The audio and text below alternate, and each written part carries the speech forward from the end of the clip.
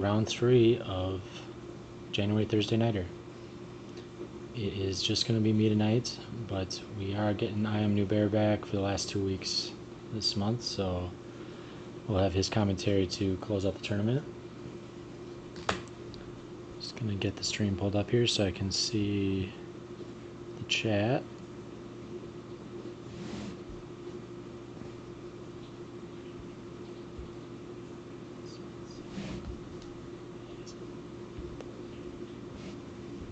Alright, and the game's been going on since 6:30, so 2 hours now. So we should have a lot of content, and we do have a video feed from the club today.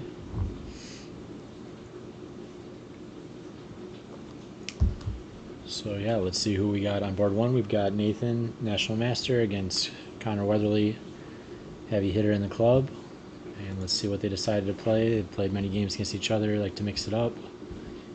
But looks like they're going for Ruy Lopez. Okay, and Connor going for the Janish or Schliemann. And okay, it looks like Nathan first to really vary here. Main moves I know are Bishop c5 or d6. Bishop c5 is kind of how, or actually no, I'm sorry, not quite yet. Queen d3, okay. Main move is castles, and then Bishop c5 or d6. Bishop c5 is kind of the classic way to play it. Roger Bob popularized this and played it in a lot of serious classical games. And more recently, Fabi's played this d6 idea. So two kind of potent ways to take the fight to white right out of the opening. Definitely a popular system against the Ruy. But Nathan looking to surprise Connor pretty quickly, not castling here, going for Queen d3. So this is a move seen in master games, but definitely not one I'm totally familiar with. Okay, so Connor plays d6. Looks like Master's mostly playing one of the bishop moves here. Again, not really sure on the nuances of this position, but yeah, engine likes bishop b4 check. So d6 looks like a totally reasonable move though. Okay, a3.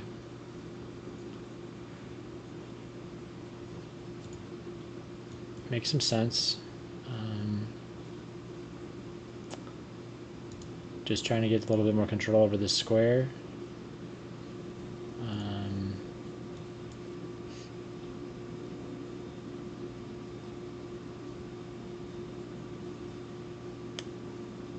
Because maybe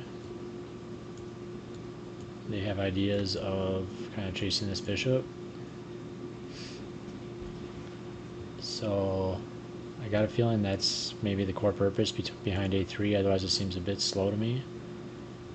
But yeah, just kind of anticipating a6 b5 and wanting to be able to discourage black from maybe going for white's prize piece in the Ruy.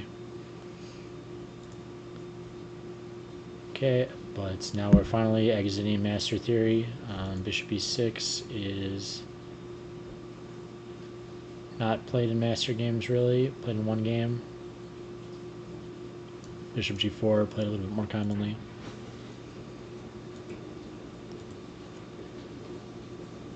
And yeah, so players just doing natural development at this point. And I'd say this is kind of working out for black. Just because, you know, they're gonna have, you know, they're getting their pieces developed. They're gonna have this f-file to work with, which was kind of their point.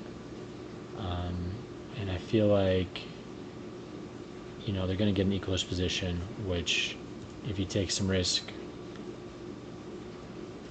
with something like the Janish or Schliemann, just getting all your pieces developed and getting a normal position with your kind of asset of maybe some extra active pieces than you might normally get in a normal position with black is kind of a success, even though this is objectively totally equal position. So making a lot of positional sense here, just trying to oppose this knight. Kind of 4 squares away from the knight, it controls the squares it wants to jump to. So at the price of kind of locking this rook in, you know, he wants to get castled, but he's probably going to think about putting his king on the queen side, which will be pretty double-edged. But, you know, he doesn't have to do that either. He potentially could just go ahead and kick the knight and then move this bishop and still castle king side. Use the rook on this f-file. But let's see what happens in the game. I think, yeah, this is also a big predictor for queenside castles as well.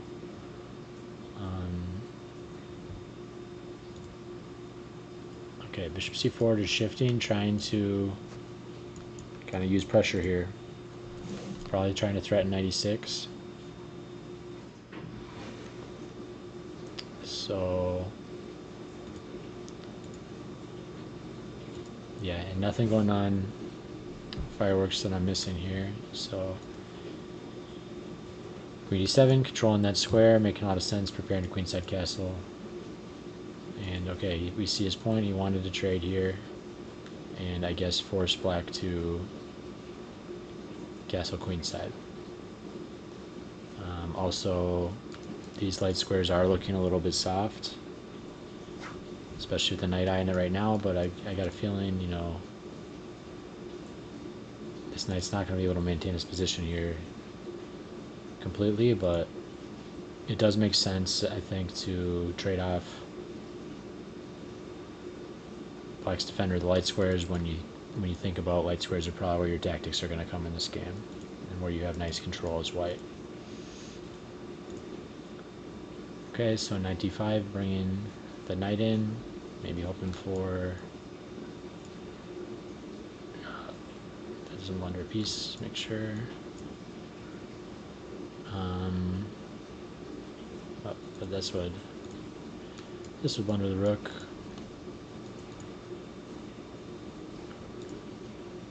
So yeah, maybe hoping for, okay, and actually Engine likes playing for the space, maybe using this to anchor knight e6 more than queen takes. Because queen takes can just castle, I guess. This is no issue at all because I'm gonna get some counterplay. So yeah, this is, I think, decent positional point. Mistake I made, but this is making a lot more sense. Not only is going to come in with tempo on the knight, we're anchoring a square for this knight, and we're not getting our queen kind of off sides to get this knight to jump in with counterplay, kind of locking our queen out. Think about it, when that knight jumps into, our queen's not going to be able to come back and defend the square. So really kind of getting ahead of yourself with the activity if you're going for this. But that's also just to take as a mistake, and pretty clear Connor doesn't want to do that. So castle's queenside, that's I'd say congruent with his plan of bishop g8 earlier. Okay, and looks like Nathan's looking to castle queenside as well.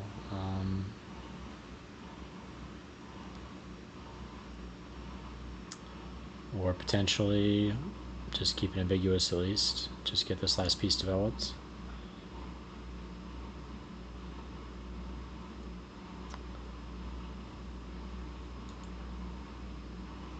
So I am a bit curious why he's not just kicking this knight as soon as he can.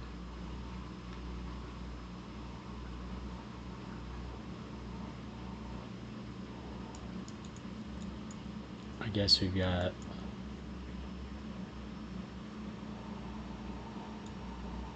yeah, I mean, he's just got to retreat. So there's no real tactics here. Yeah, myself, I feel like I just want to kick that knight as soon as possible, but maybe he's open for some tactics against that knight later. But I feel like it's more likely the tactics are going to come in white's favor. If you just leave that knight in this active outpost in your territory, it's targeting these weak squares, so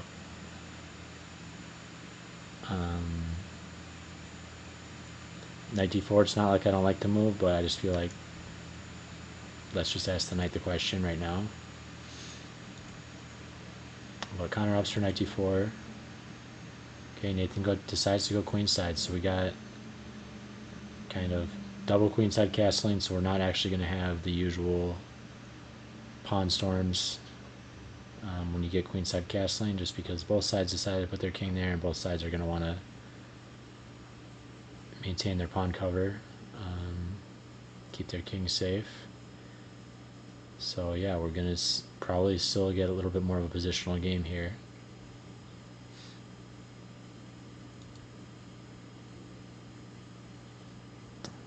Okay, makes a lot of sense. Just developing rook to the open, semi-open file. In addition, Connor's pawn chain is pointing towards the king side, and so he's probably going to want to play on the king side. Try to maybe get a minority attack against this 3-on-4. You can kind of think of this as almost like a reverse Carlsbad, like black's got the white side of it. If the pawn comes here, which is going to make a lot of sense to restrict this knight, then maybe we can get a minority attack coming later. Play something like this, and then try to focus on these usual queenside weaknesses, but at this point kingside weaknesses. So we got just a funny position here. It's turning into like a classic type game, but with queenside castling and reverse colors.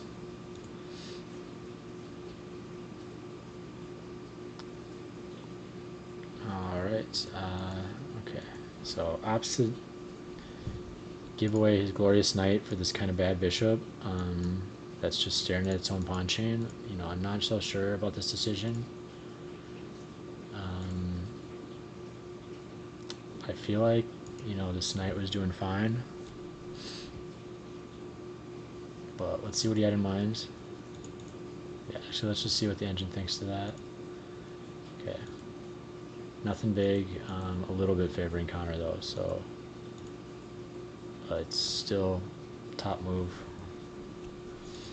and I guess you can't complain about taking a bishop. Bishops dominate knights a lot more than knights dominate bishops, especially as you get into the endgame. So it makes sense to prefer them. Even if it seems kind of bad right now, the bishop will eventually get good.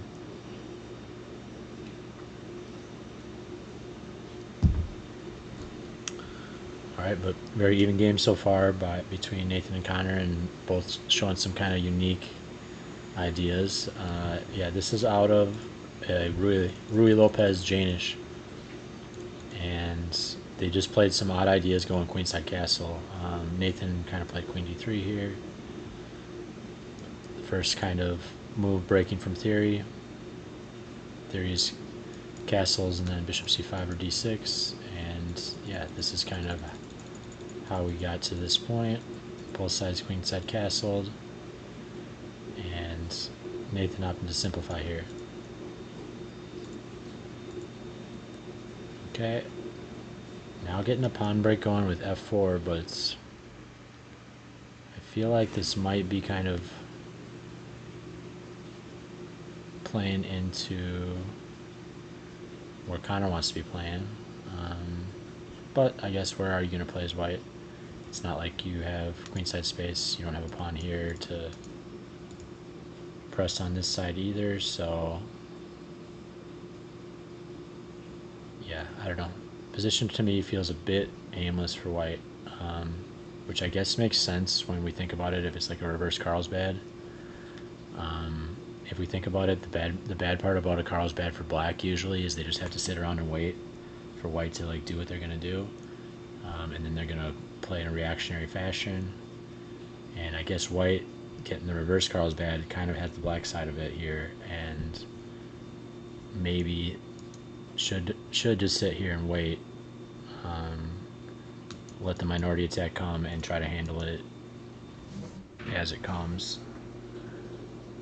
A lot of, I don't know, I'm no crossbat expert by any means, but I know one way you handle the minority attack is when they get the second pawn out, you hit it with the edge pawn, and when they push past, you just take. And a lot of times the tactics will favor black there in a normal Carlsbad. But okay, finally we see h6, and Nathan decides to ignore it. Okay, I guess if we had here, I guess we're taking the knight back with the tempo on the queen. So I guess if we want to preserve the pawn structure, we're kind of killing the rooks, but they're also, hey, rooks behind pawns. Don't hate it completely, but then I guess you're just losing the knight. So makes a lot of sense. You don't really have the option of ignoring this. So okay, decides to take with the queen. Bit of a controversial decision for sure. When you recapture a central pawn with a piece instead of a pawn, you know, it seems cool and active, defending, you know, get my queen more centralized. Maybe the queen can use these diagonals and squares, but you're also, you know, really giving these squares away forever. If you take back with the pawn, you know, then this square and this square is controlled by the pawn, so you're getting a little bit more activity for your queen, but you're basically saying, white, please use these squares for your pieces, and white's going to be happy to do that when they've got a dark square bishop. So definitely not saying queen takes e5 is wrong, but just always a bit controversial to recapture with a piece in the center compared to a pawn. Let's see what the engine thinks. Engine does like queen takes e5 slightly better than d takes, likes both. But Connor definitely likes playing dynamically, so it makes a lot of sense. And queens do want to be centralized, so he's saying, hey, I've got my pieces developed well enough, got my rooks ready, I'm ready to get on with some sort of middle game operations, and let's go for the piece activity route. Yeah, we'll see if this d4 knight gets kicked out. I mean, definitely could.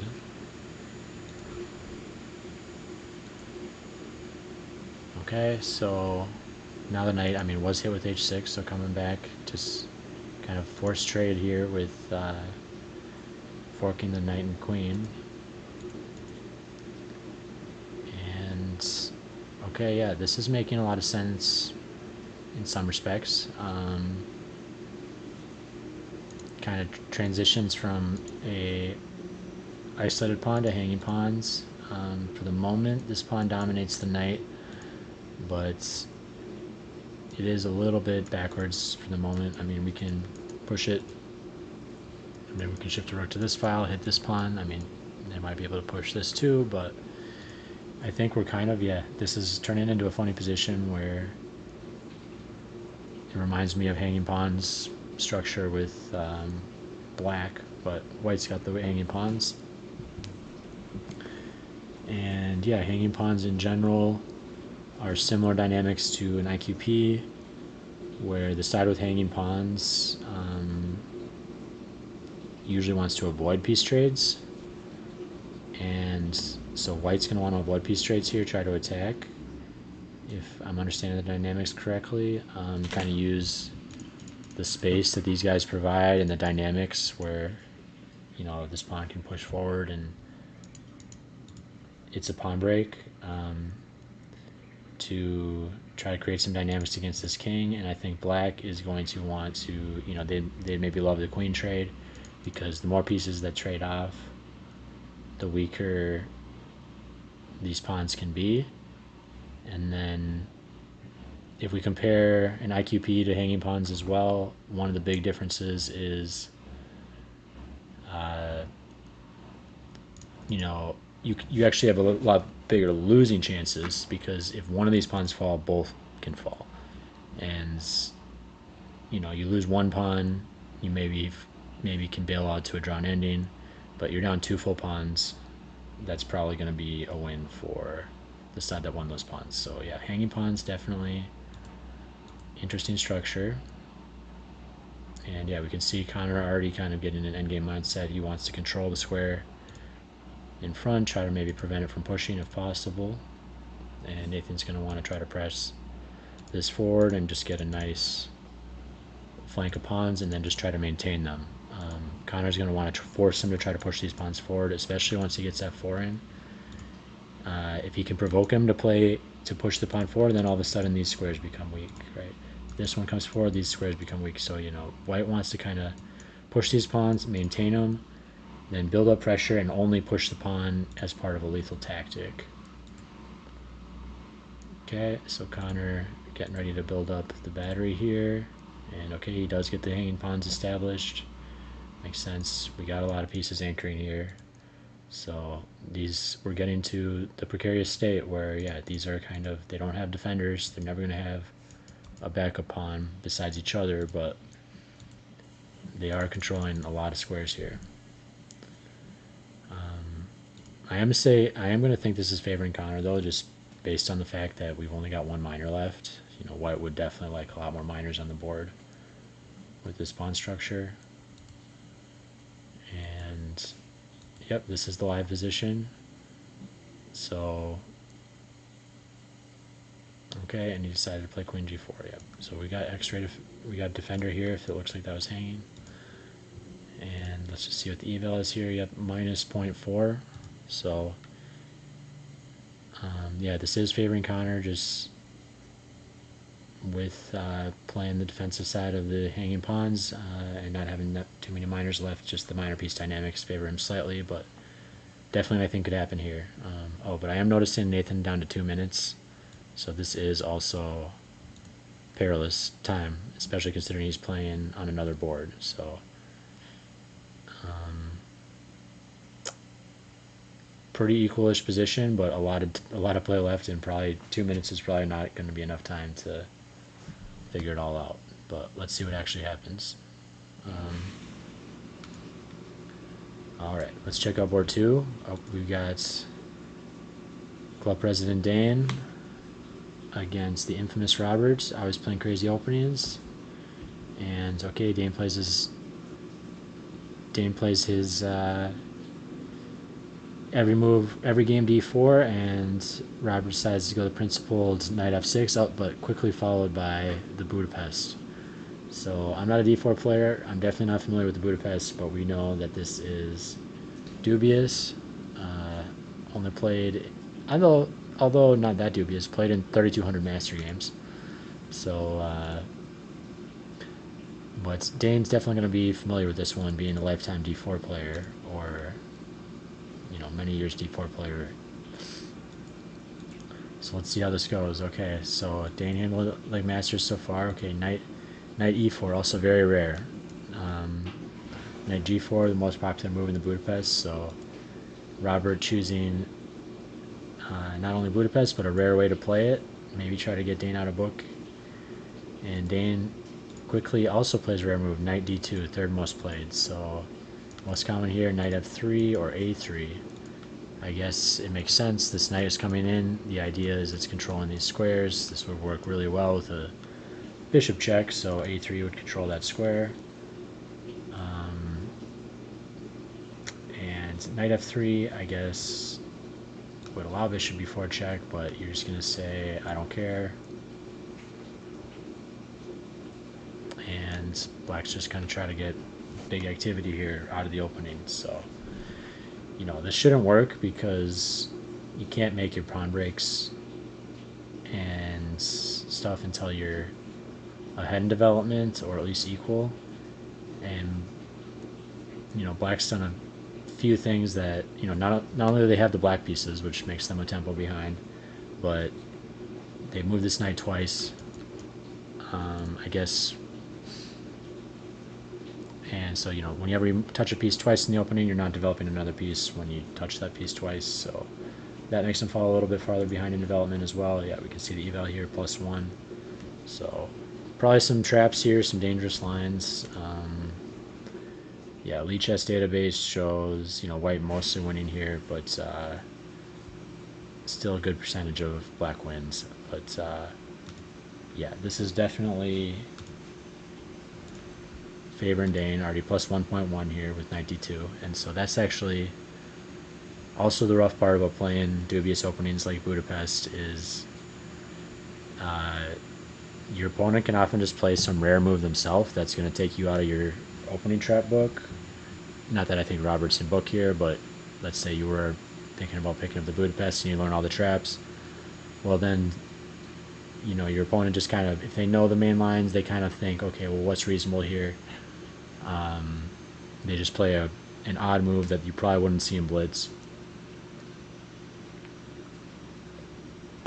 Like Knight D2, you're going to be out of book, and the position just has such little objective merit that it just is going to work for them anyways. But let's see how it goes here. Knight C5, yeah, so Knight just jumping around. We can see why this is kind of anti-positional. I think at this point you got to just say, okay. But he wants the dynamics. Because, yeah, getting some even more free development here. Taking some more free space. Look at all the square control white has. And black's done basically nothing.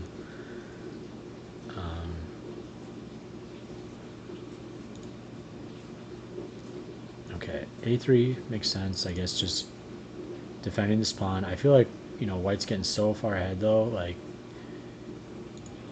can we think about... Yeah, I guess A3 is making the most sense. Also played by masters, so... let's just solidify, lock this down. I guess, we're not going to repressing our development lead, though. Not that I guess we have a huge development lead. We just have space, so maybe white just wants to lean into that at this point.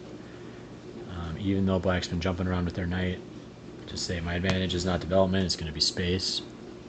And so at this point, I just want to consolidate, develop all my pieces, and hold my space. Prevent black from making any pawn breaks against it. And just say, great, we both still have 4 minors on the board. Let's keep it that way. Where are you going to put your minors, black? Because it seems like, okay, they've got some moves right now. They've got bishop e7. They've got castles. Maybe they've got d6 to start here even. But, the space will eventually kind of show as they try to get their pieces out, like especially try to get these two out and develop this rook. White's pieces are going to flow out extremely naturally, however they decide to develop, or can go this way as well. And it's just clear that they're going to have a very easy time developing. You can see where the pieces are going to go. It's not totally clear how black is going to complete their development scheme. And yeah, you can already see the knight coming in front of the pawn, which is going to reduce black's chances of getting this pawn out for some central control in the future.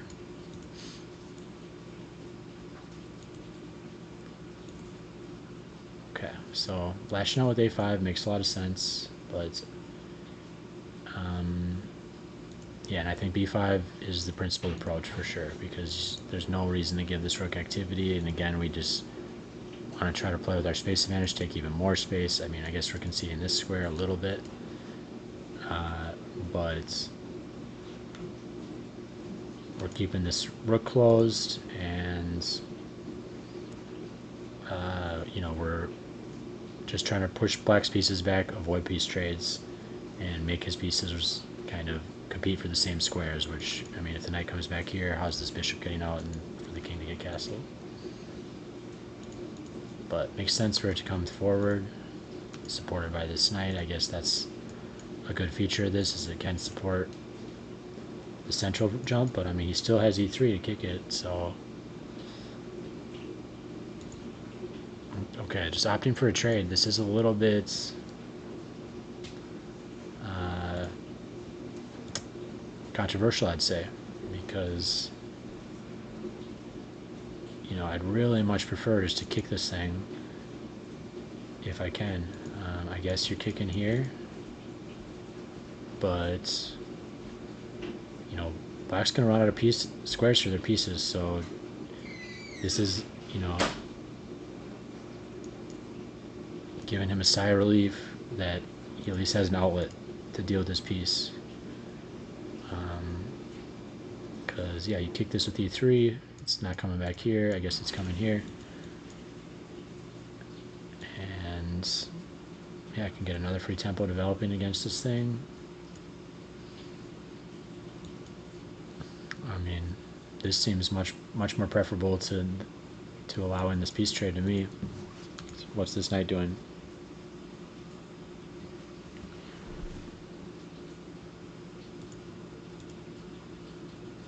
But, yep, computer prefers e3 for sure. And here it is not hating this. This is still plus 1.5 because of the awesome control, but it is saying just snap this guy. You know, this is black's best move here, which makes a lot of sense with the space issue. Okay. Let's make sure I'm synced here.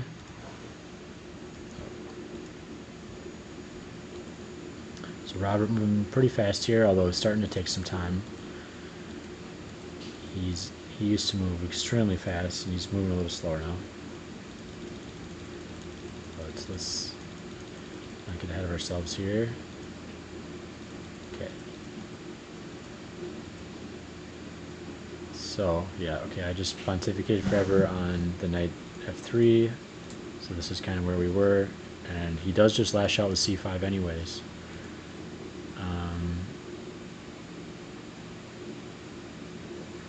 Okay, and knight takes d4, pawn takes d4. Yeah, I'm turning the engine off here, but I did get a sneak peek there, and then another just sample of to take his mistake. So engine likes just e3 again, just let's provoke him to do it. Probably can recapture with, I'd say, the queen would be kind of nice, because I still kind of want to path this knight in this way maybe. And taking with a knight, it's kind of staring at this pawn square and just you're defending the pawn, but I'd rather get activity. So yeah, let's just quickly look at that. e3, if he did take with the knight, yeah, queen takes his best, otherwise g takes his next best. That's interesting.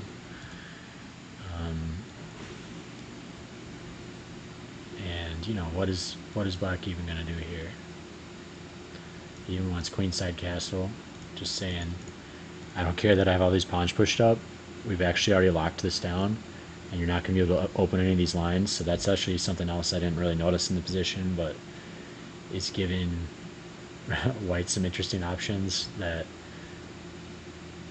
this c5 push, it looked active, right? But you've now pushed both pawns past this guy. You're never going to break either of these lines open.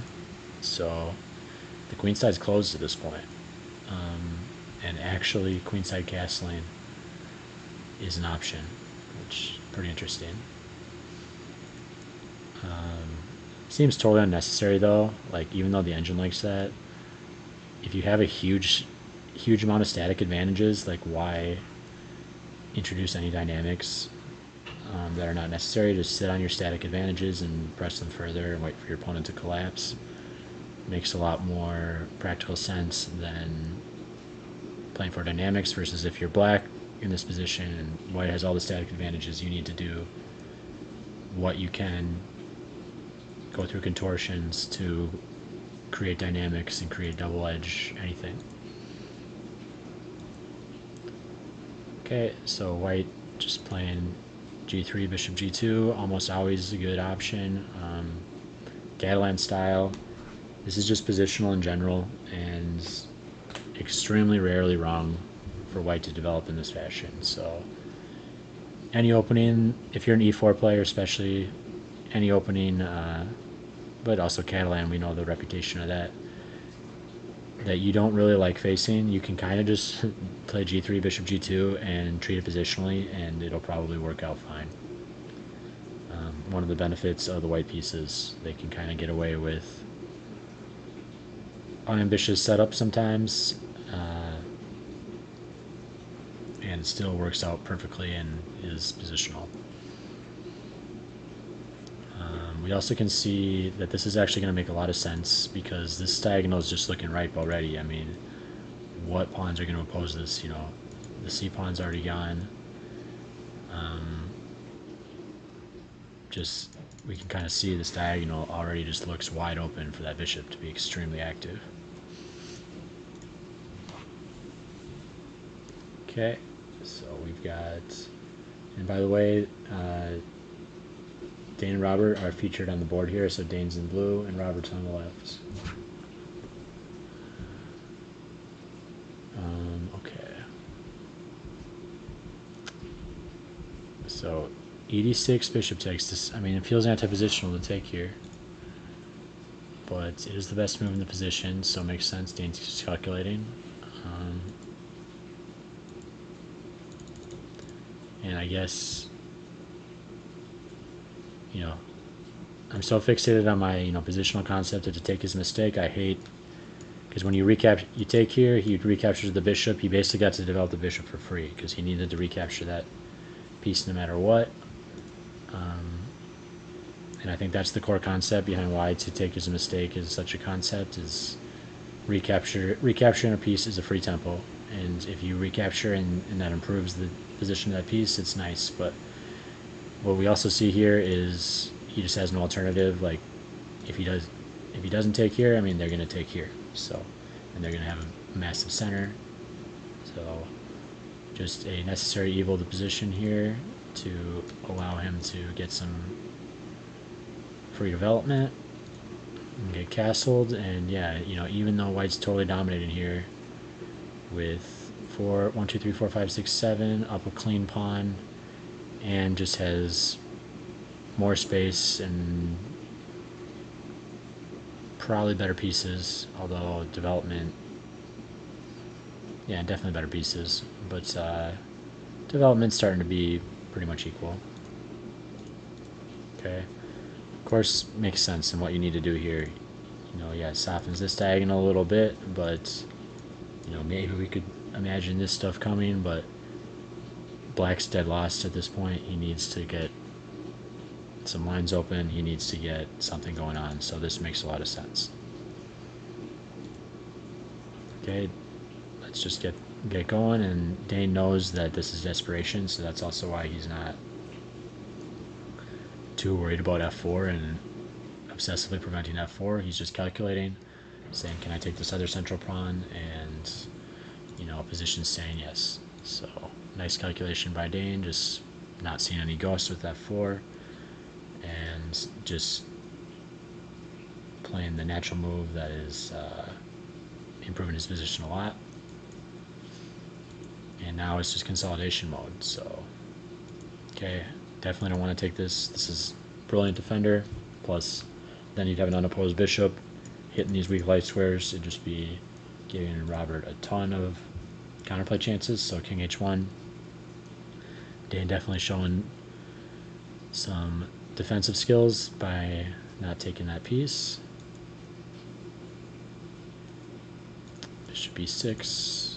Okay, it's just hitting this pawn. Makes some sense. And Dane centralizes the queen, protects the pawn, threatens mate in 1. Looks like a decent multi-purpose move to me. Okay, queen c7. Yeah, just trying to get as much pressure along this diagonal as he possibly can. Trying to get every piece involved. He's going to want to get this last rook involved. And, Robert definitely knows how to position his pieces actively and kind of sit there and wait for a blunder. Which, this position is not totally blunder-proof, even though it's looking very good for Dane. And I guess core reason for queen c7, let's defend the mate in 1.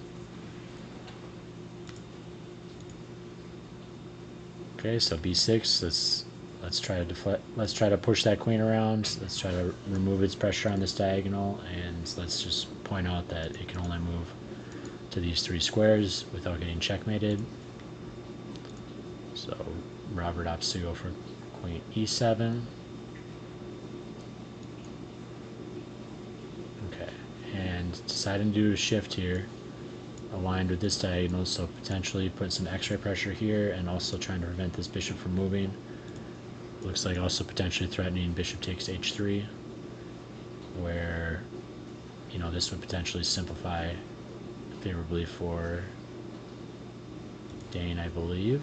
Let's just say he played a nothing move. I believe bishop takes h3. Yeah, it's not even the best move in the position, but it definitely works. And let's just move. It just wants rook g1. Let's control this square. You know, I might be, if I was playing the game myself, I might want to move it to the open file, but just as a mere mortal. But I guess rook g1 does make a lot of sense. Computers pointing out that these pawns are in contact and this file is likely to open. If you take this way, I can take here. Otherwise, I can take here when I see fit. And let's get this pressure going. So instead of just playing autopilot move to throw your rook on an open file without thinking, you got to think about what files are about to open, especially when you've got open pressure against the king. So yeah, my move, rook d8, rook d1, total blitz move, and rook g1, as the computer points out, is a pretty nice way to get activity here. Seeing this is going to happen. Okay, so a4, probably just kind of a waiting move, to be honest, if I had to guess. I don't really see a huge purpose. You know, maybe preventing a4 and this bishop from getting activity in the future anyways, but no reason this bishop would ever want to leave this glorious diagonal. So yeah, I got a feeling a4 is just black realizing, you know, I'm tied down, my pieces are almost as active as they can get, although, you know, come on, get this rook into play. Would make some sense too, but okay, and going for the simplification this way, and also kind of trying to say, what are you going to do with this knight?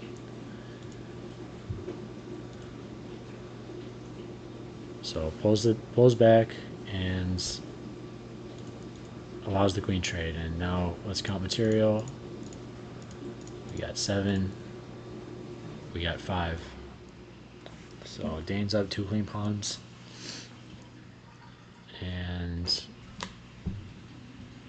for no compensation from what I can tell. You know, actually this is, I mean, maybe this is a bit of a threat at some point, maybe hit this pawn, but even here this looks really nice. How are you even getting this piece developed?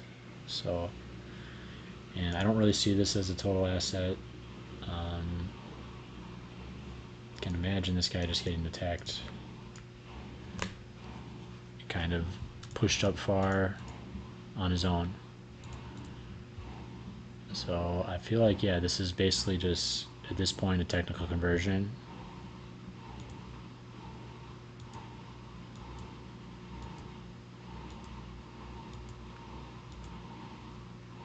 And yeah, not the best advertisement for the Budapest, but Robert still keeping us all on our toes, playing his usual exciting openings we all like to see.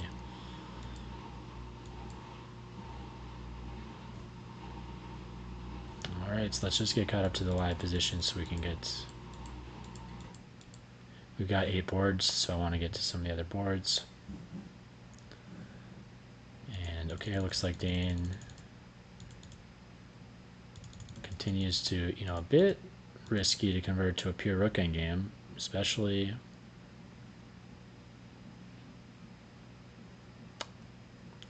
But I guess, yeah, this pawn's weak, gonna fall.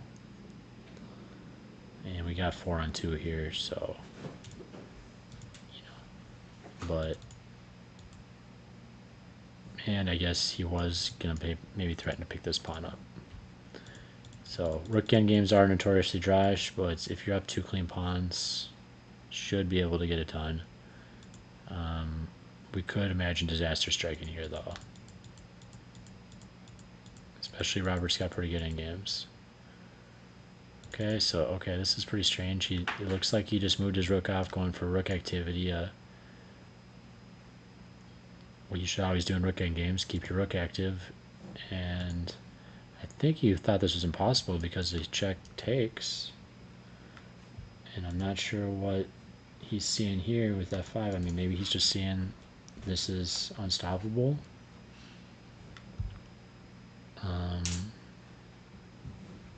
I feel like I'm just going to want to take this pawn. And I'm threatening this pawn now, and I'm still going to push.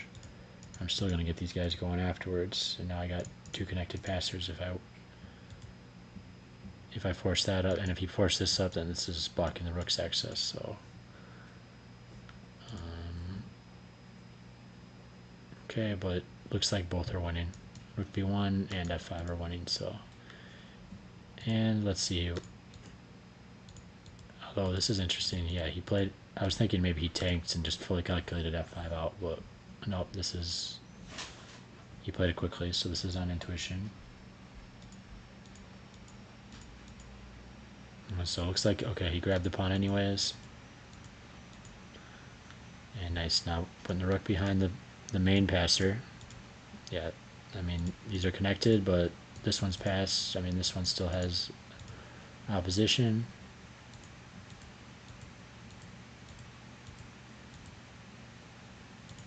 And kind of preventing the king from assisting with any defense, because the king goes back, he's just going to go check it off, and then maybe take another pawn.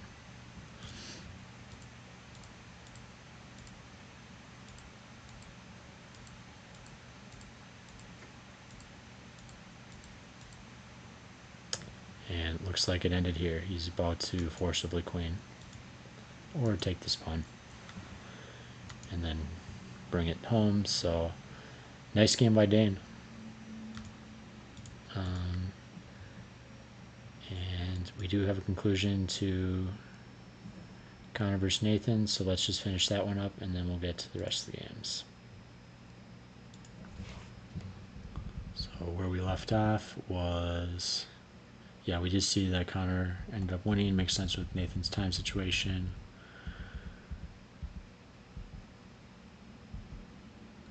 So, okay. So, queen g4, okay.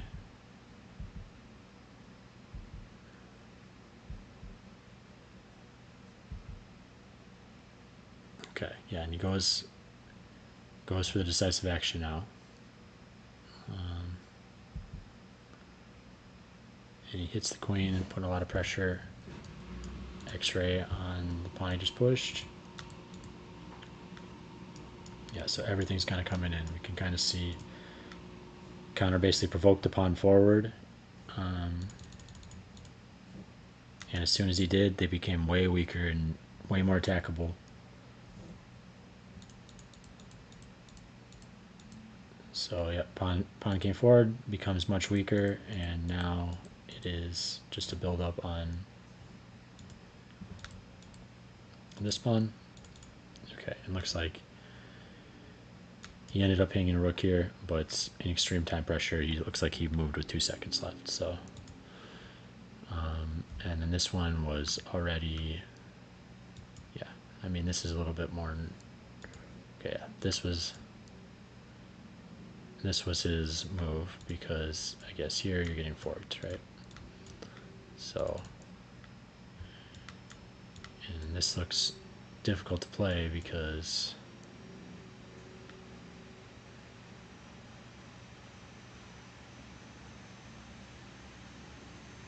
you're just losing the pawn right away, but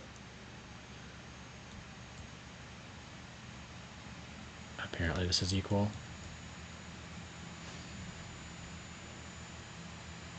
So just saying I'm pawn down, but I'm solid. So definitely not that reasonable, but we can also kind of actually see here that point I was talking about earlier, though, when we do see on the engine just saying black's okay here, down a pawn. You know, they only won one pawn because they traded one pawn for the other pawn. If you win 2 pawns, you're definitely going to have a lot of winning chances. But here's a perfect example of, well, they kind of turned it into an IQP, and then they just won the one. They won the one pawn. So then if they're going to have a lot of winning chances and a lot of chances for the side down a pawn to go wrong, but if the side down a pawn plays amazing, the top three lines here are all equal. So definitely interesting dynamics though, but this is a pretty cool, interesting game that, yeah, it turned into kind of a reverse Carlsbad castle to queen side into a hanging pawns endgame type position. And pieces got traded and the pawns got weak, and then, yeah, blunder happened in desperation for defending the weak pawn. So that was boards 1 and 2.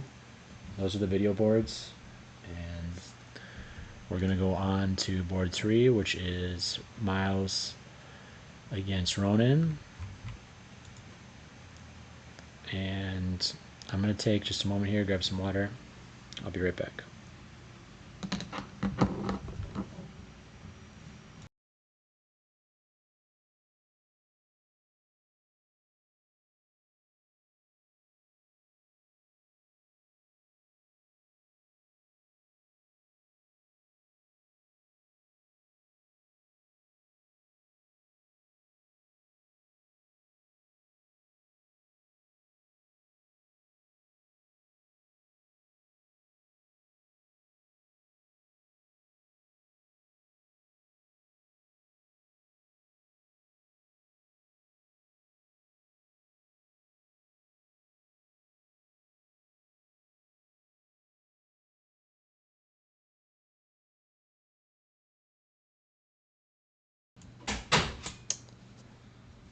All right. So Miles, Nimzo Larson structure specialist. So here we go. Against Ronan, who plays a lot of different openings, but definitely familiar with what Miles played. They definitely played a few games. And so, yeah, Miles is kind of keeping it passive, going with the structure he knows well. I'm not too familiar with Nimzo Larson myself, so Miles definitely knows this a lot better than me.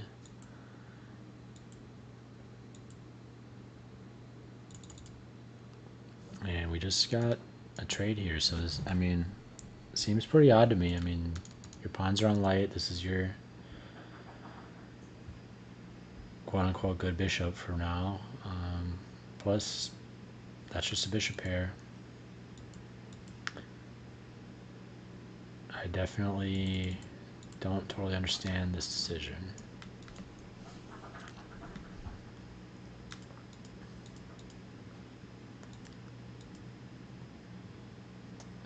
Okay, so option for a central break before he's getting his king set. He's getting his king castled. So I'm wondering what his development scheme is going to be. I mean, it must be castling queenside.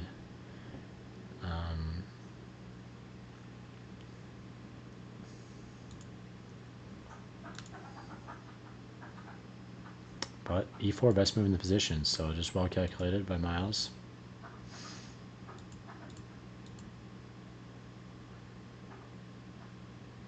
Okay, this is clever by Ronan. Can't take because I'm going to pin your queen.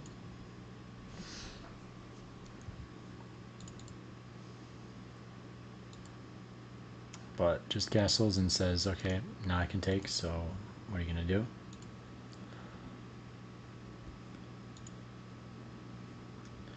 And yeah, now the queenside castling's making perfect sense. We already got a hook for this to happen soon, or even maybe go this way, although I do like going this way better because I like the idea of playing f3 here.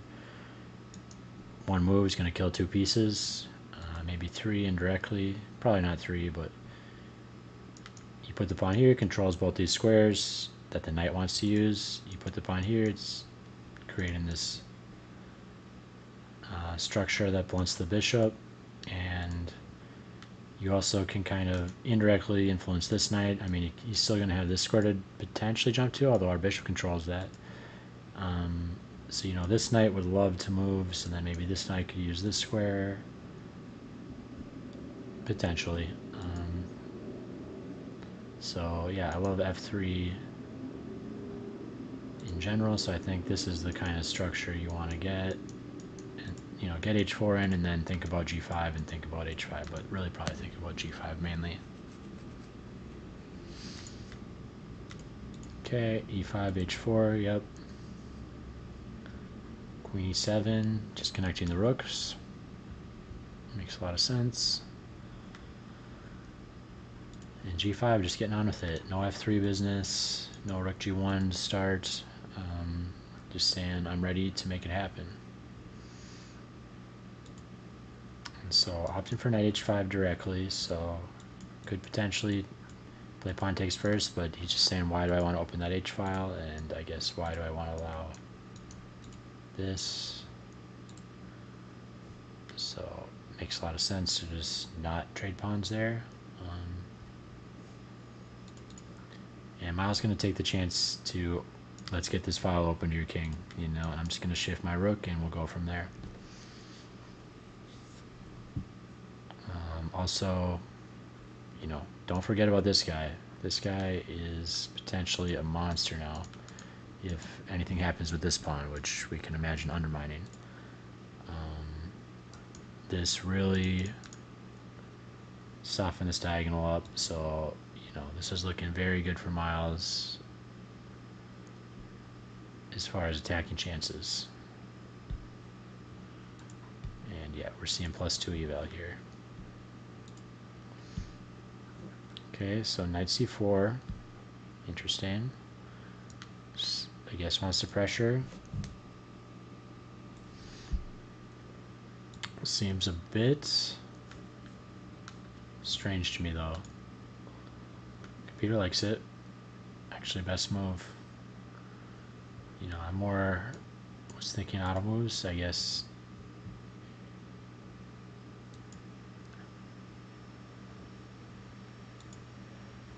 That's nothing special. Okay, so Miles finds the best move in the position, knight c4. Not 100% understanding why it's so much better than, say, rook g1. But makes some good sense here. He's pressuring e5 and maybe maybe getting ready to hit some tactics here. You know, boom, boom.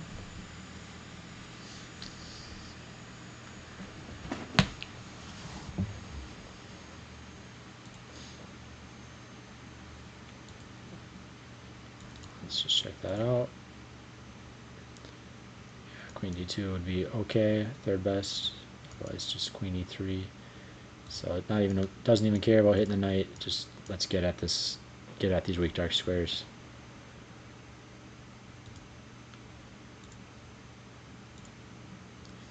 Okay, Ronan, good positional player, activates his last piece.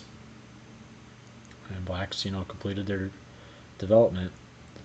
They've got a fractured king side and open lines to their king, so definitely in some huge trouble, but at least giving them the best chance they can with fully active pieces. So it always feels a lot worse to lose a game where your pieces all get suppressed, they never really get activity, and you just kind of get ground down, versus at least Black's got active pieces here. So you can imagine something may be happening. Maybe this knight can jump in, but definitely looking dominant for white just because of opposite side castling, all these open lines to the king, and white's king is perfectly safe. So black's not really executing on their plan in opposite side castling, which needs to be, you know, get at white's king as well. So king h7 makes perfect sense. Rook g1 is going to be coming soon. Okay, and we got an exchange sack. So this is interesting.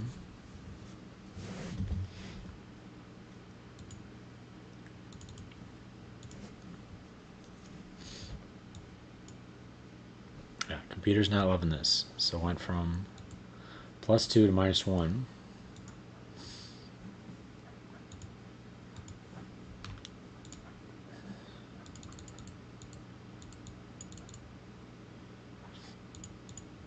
So let's see what it wanted here. Just bishop h3. Building pressure here, I guess.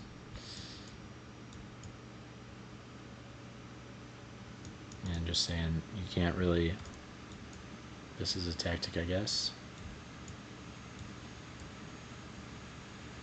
Okay, not even a tactic. It's just the bishop's protecting.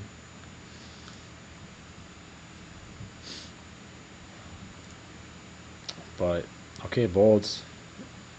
Exchange sack, and engine doesn't love it, but let's see how it's gonna work in practice. Okay, bishop h3, f3. I guess just blunting the bishop, but I feel like, you know, you just sacked an exchange. Where's the critical follow-up? And this also kind of just softened this square for the knight to jump to. But I guess, you know, we did have queen bishop hitting this pawn. You know, maybe his idea originally was let's trade here, but and try to get at that king, but that's not going to work out.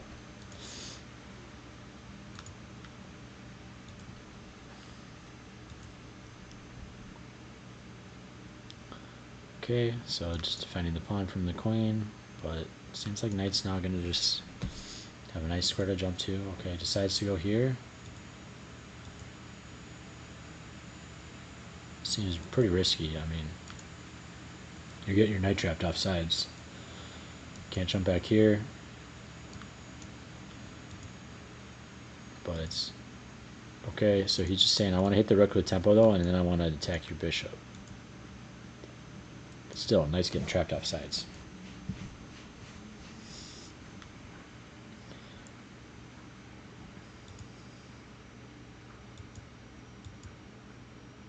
Okay, he just decides to take. Okay, yeah, rook h3 definitely was asking for that because you don't even have the option anymore. So I'm wondering what's wrong with rook g1. Yeah, g1 because now he's not going to have this option anymore. I mean, I guess you still do.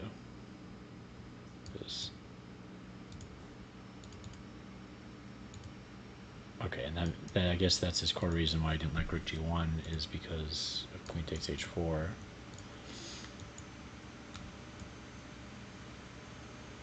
But that's interesting. I mean, especially you've already sacked an exchange. You really don't mind hanging h4 because you're going to just come back and use this h-file later.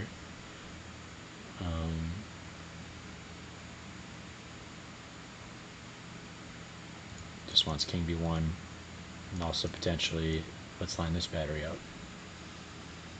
You know, that makes a lot of sense too. King b1 almost always necessary when you queenside castle at some point, and looks like this is one of the features. Let's allow the bishop shift to get some pressure on this diagonal.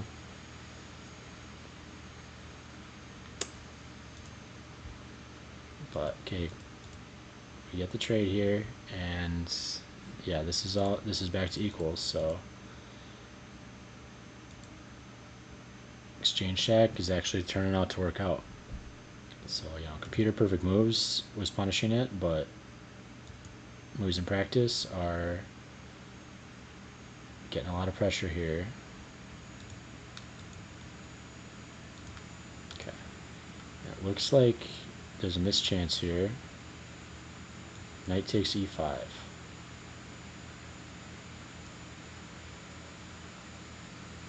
Take the rook. Then I can take here. Threaten this. Yeah, this is some computer moves pretty much.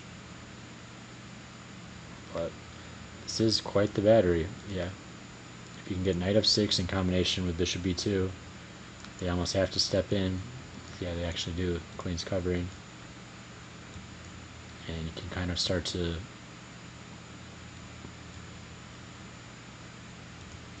so that's difficult tactic though. So instead of fg4, we had knight takes e5 with the idea of bam bam and leverage this. You can really see how this bishop is turning into a total monster in against these weak dark squares and against, you know, we can see black's decision early on in the game. Didn't seem like a big deal back then, but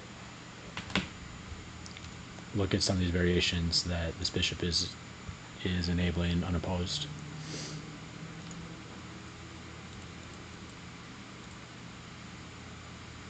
Okay.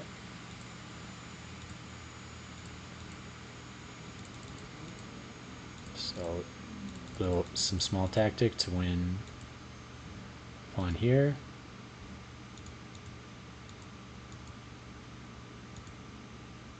And yeah, best move in the position. So well spotted by Ronan. Nice little tactic to pick up the central pawn, and also get some counter pressure here to maybe pressure a queen trade, which black would love. I mean, look at their drafty king right now, and look at how safe white's king is.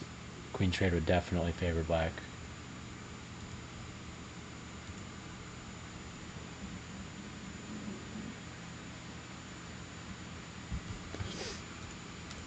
Okay, so white realizes that, just coming in with a full attack. Definitely like that. And looking pretty scary for black for sure.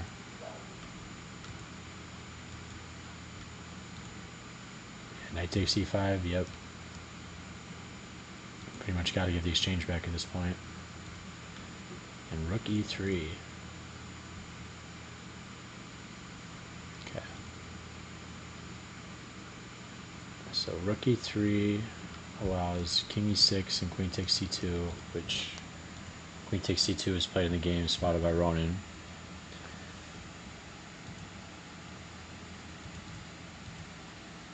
White did have one winning move here. Queen h4,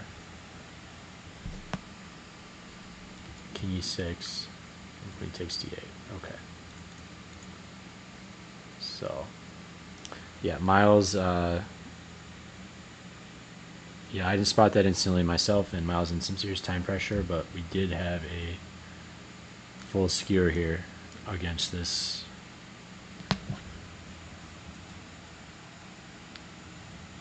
hanging rook here, and that would have ended the game on the spot. But went for here, focused on this pressure, makes a lot of sense. Boom.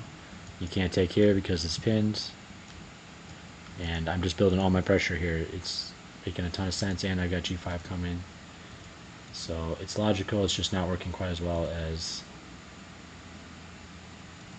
taking that full rook.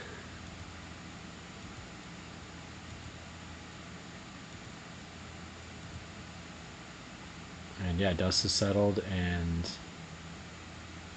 black is actually up a pawn, but opposite color bishops and still drafty king.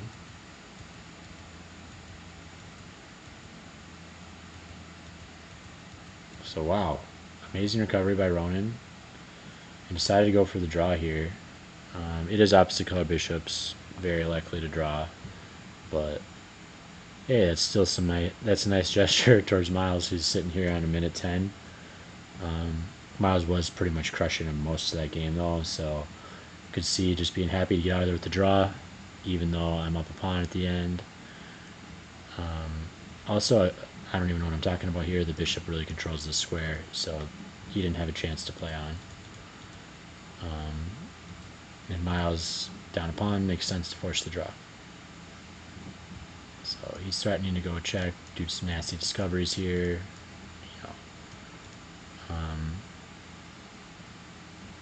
So wow, great recovery by Ronan,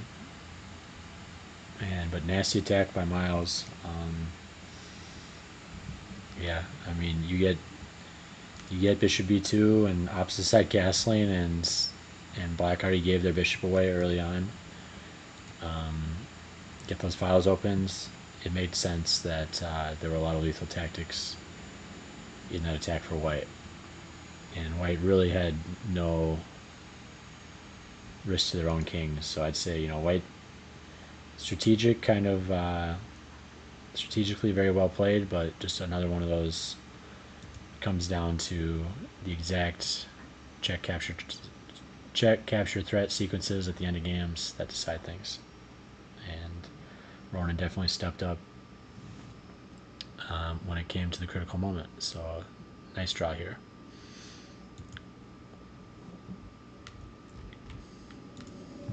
All right, we got Michael Basil against Torfy.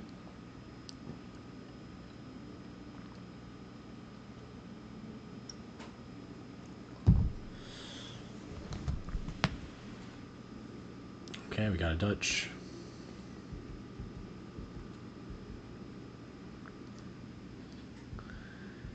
And white going with very positional setup.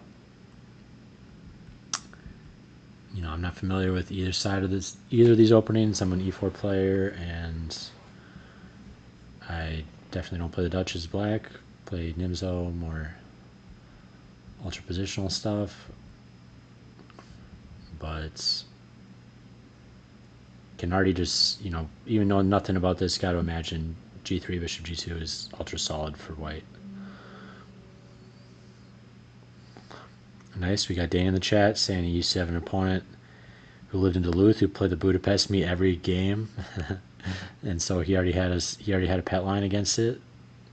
Yeah, that's the problem when you play against these lifetime mains, and they get some pet weapons against all the dubious stuff. So Robert, yeah, didn't know what he was walking into with the Budapest. All right, so Michael here. But yeah, anyways, I'm just assuming, g3 bishop g2 is a nice way to handle any opening. So Dutch, you're probably, he's probably not going for the throat here, but it just goes to show white pieces are easy. Yeah, we got plus 0.2 here. So this is kind of what you get. I'm sure if you go critical mainline theory, you're going to be playing for, +1 against the Dutch, right? You're going to be trying to really grind it out, but you can always just develop your pieces normally as white. And this is a great way to do it. So it's going to result in an equal position, and then you guys are going to have to just battle it out in the middle game where black's going to have equal chances, but that's totally a valid way to play. And it's a good way to also shore up your opening repertoire because, I can imagine maybe, no idea how much Michael studied against, say, the Dutch, but Dutch a little bit more rare. At some point maybe you book up against it so you can really beat those guys up, but for the most part it's more practical to just play something positional, and you don't see it that often anyways, so it doesn't really matter that you didn't totally maximize the potential you had. Okay, so going for a kind of a strange development here because I guess still give him a chance to push the c pawn, but we can still imagine this knight getting harassed on the square. It's not like this knight is very well placed. It reminds me of like an Alekhine knight, which I'm happy to get this structure against an Alekhine knight. It's just kind of misplaced there.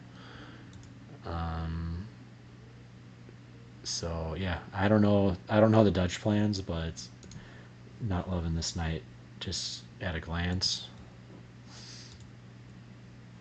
Because yep, look at me, this is what I wanted to do anyways. This is a nice pawn structure, and now I'm just totally killing your knight. Like where's that guy going, dude? He's probably going to try to get d5 in at some point, but then you can imagine now he's not even going to be able to get this in.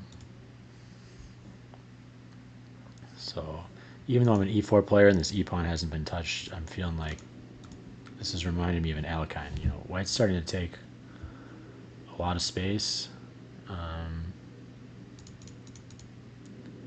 and we still have 4 minors on. So if I'm white, I'm going to be trying to avoid piece trades. Maybe I'll trade this nice bishop off because these dark squares are going to be weak, but for the most part I want to avoid piece trades.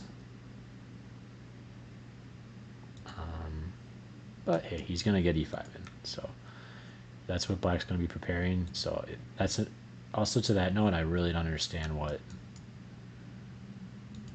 I guess you're opening the bishop, but this knight was maybe helping you play e5.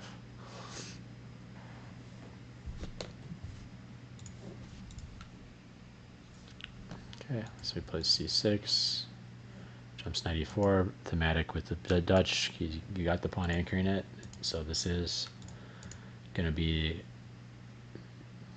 the square that, this is black's trump square, e4. Gotta make it work. And okay, this is actually, I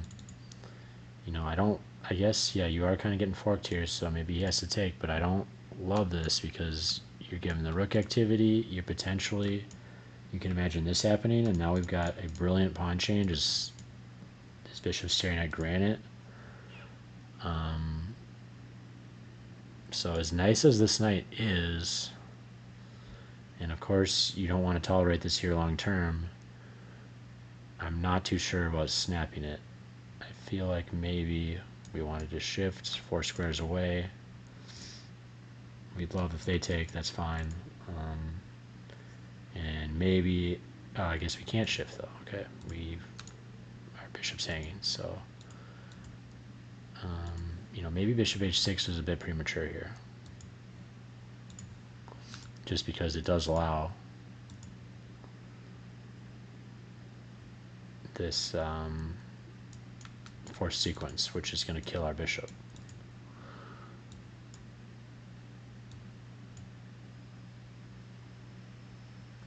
Okay, queen e3. So yeah, it kind of likes the, but it still isn't overloaded, right? So what are the tactics here? Because we take here, okay, then we can intermezzo take here. And if we take here, we can take here, and if you take here,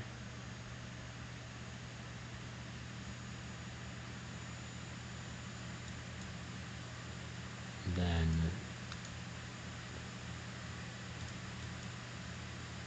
you have to sack an exchange to stop getting mated.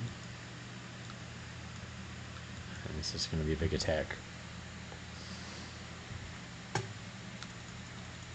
That's not easy at all, though. I feel like bishop h6 was a mistake just because this is so nice. Looking at least.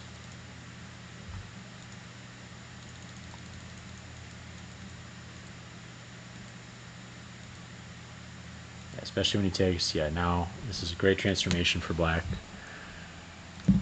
Like expected, this is what they hope for in the Dutch. They get some sweet activity for this rook now, and this is just so natural.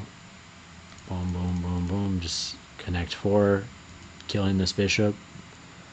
What more can you ask for?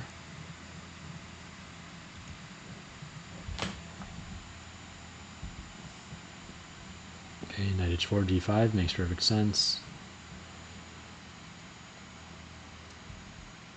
Yeah, I mean this knight was already bad, so okay, it's forcing me to fix it. Black's not disappointed about that at all.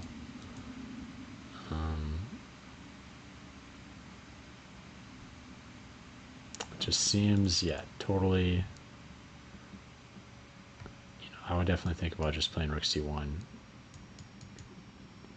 but I guess you can't really, because this pawn's also weak.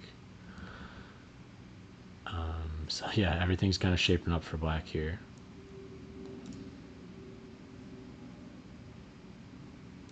And just wants castles. Okay, yeah, we're not really worried about this because I guess we're pinned. Can always just intermezzo here. And then also this is saving our bishop. So we're not gonna autopilot recapture the pawn. We're gonna realize when they move this to go for this, they weren't thinking about this, right? Weren't thinking about their opponent's ideas of taking their pawn on e4, which totally fixes that bishop. So yeah, always got to think about when you're transforming the position. I'm getting at my opponent's weakness, but am I making one of my own weaknesses at the same time? You know, half the battle is suppressing your opponent's counterplay. Always easy to see our own ideas.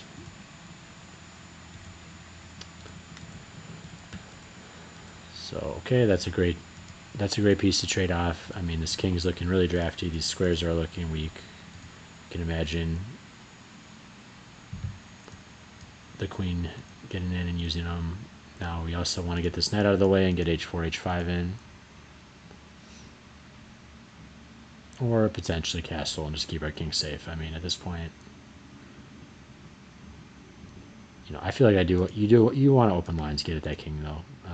You don't have quite enough static advantage here, static advantages to avoid the dynamics yet when it's so juicy.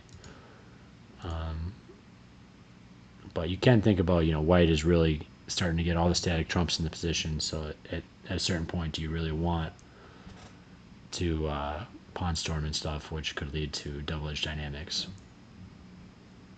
But you got to do something to win, I guess, eventually. Okay, f3 making sense, trying to break down this oppressive pawn chain.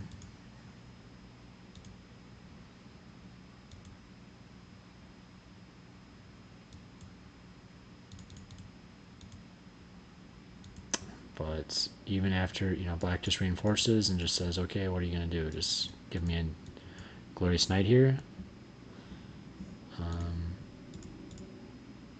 And actually, no, this would be much better. Just totally kill the knight and continue to kill the bishop. Even though, and I guess we'll say this pawn's backwards. If you try to defend it, you're killing this diagonal access. So yeah, again, you know, this looks nice. Say I'm improving my piece, I'm opening my rook, but a lot of the times the best moves are not about what's the best for your pieces, but what's the worst for your opponent's pieces. Pawn takes here, continues to oppress this bishop and this knight.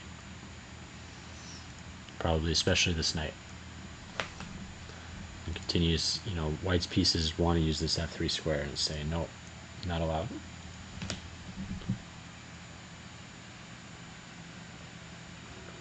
Pawn recaptures in general, moving forward, are controlling a lot more squares in your enemy's camp and preventing them from using those squares. And then piece recaptures are, you know, for the immediate activity, but you're not getting the long-term square control that you're going to get with pawn captures. So, okay, goes for this break.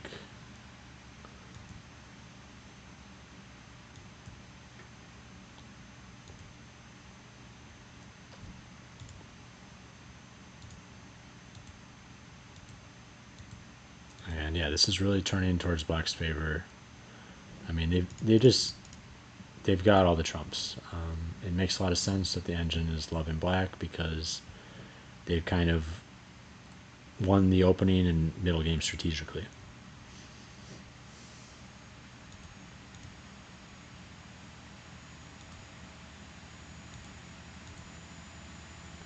Okay, this is nice, just ignoring the recapture to activate this knight with tempo. Pretty straightforward because it's definitely, you know, he doesn't have a piece to capture this with. There's not any complications really. You're just doing an intermezzo tempo on a hanging piece. Okay, I was thinking he hung it for a second, but nope, he's extra defending it while attacking. And okay, black insists, says, sorry, go ahead, take this knight and I'll take this way. No, I guess, yeah, I'm going to take, that would hang the queen, but I'm going to take this way with check. So you play pawn takes, I'm going to play check. And that is what happened in the game.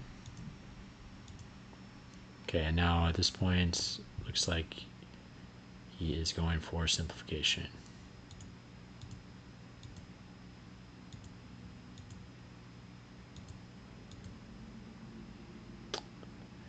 yeah, definitely not as much as I thought black would get out of their dominating looking position there. So it's definitely possible that that was not the best way. But this is actually turning in. Okay, so we got 1, 2, 3, 4, 5. 5 pawns each. Same color bishops. I mean, this is -3, just because I guess these pawns are weak enough. Like, this is going to fall. This bishop's not going to be able to defend this in any way. So I guess this is winning, but good evaluation by Torphy, because I'd be definitely hoping for more before I simplified out of that position when I was totally dominating this, say, bishop earlier. But this is a conversion to a -3 endgame, so I'm not going to criticize that. And yep, he picks up d5, or picks up e5. And now he just got a 2-on-1 here. I mean, it's a rook endgame, though. Okay, he picks up another pawn. So now we're just up. We got 2 potential passed pawns to be created. Plus, black has much more active rooks. And white still has some king safety issues.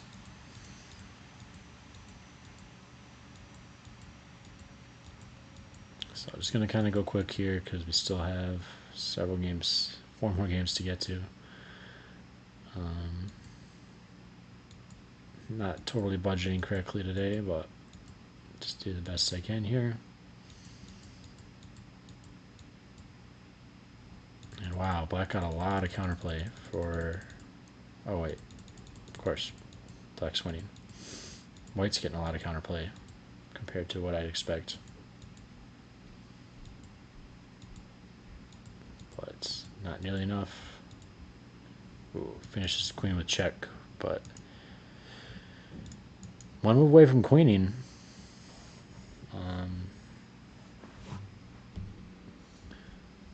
Would have liked to somehow seen, you know, a more counterplay-proof method, but you know, he probably just calculated it out, and that's also how you can win your endgames if they're dead one, is just calculate it out and go for forcing variations that are winning for you, that your opponent might be going for out of desperation just to try to get some play, like get their pawn to the 7th on the last move.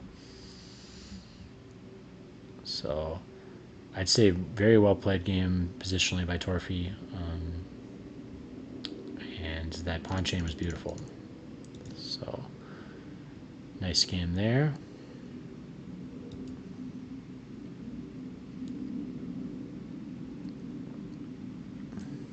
Alright, I'm going to take one more short break here. I'm going to leave it in the live position between Vincent and Kevin, and then we'll come back and go through this whole game from the beginning. Just a moment.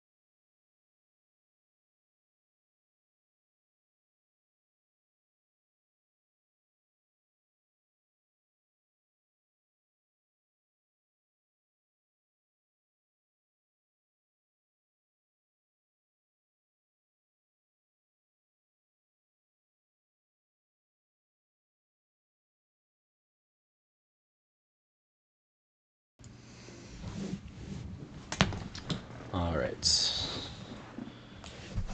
I've got 4 more games to get through, so I'm probably going to try to blitz through the rest of these. just to make sure I get through everyone. Okay, so we've got a King's Indian. And 92 looks kind of strange variation. 92, knight g3. Looks like that's the idea, but looks pretty odd to me. I mean, you're putting your knight on a square that's just dominated by your opponent's pawn. Yes, overprotecting e4. Maybe you're going to play, I don't know, some f3 idea later.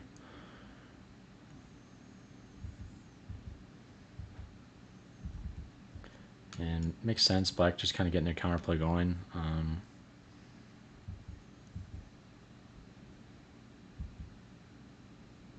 Queen b3.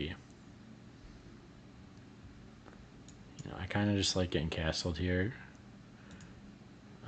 It makes sense to lash out with b5 before castling because you're kind of in a rush maybe to prevent a4, that type of thing. But here, queen b3 I don't think is totally threatening anything. Castle, much more necessary move, but makes it happen anyways. And yeah, now we kind of see even coming under some threat here. CB5 pretty anti-positional. You're allowing them to recapture towards the center. You're trading c pawn. You're essentially trading c pawn for a pawn. And so this significantly increases black's central control. You're like, oh, they already moved their rook off the file. Now their rook's not on the a file, but that doesn't matter too much. They can shift it back at any moment. Hit this backwards pawn. I mean, you can go this, but you know, this is a good positional transformation for black. So I gotta think c takes b5 was the end who's gonna hate it. It doesn't. So goes to show what I know about chess, but still, even though the engine doesn't hate it, I mean, it's definitely anti-positional.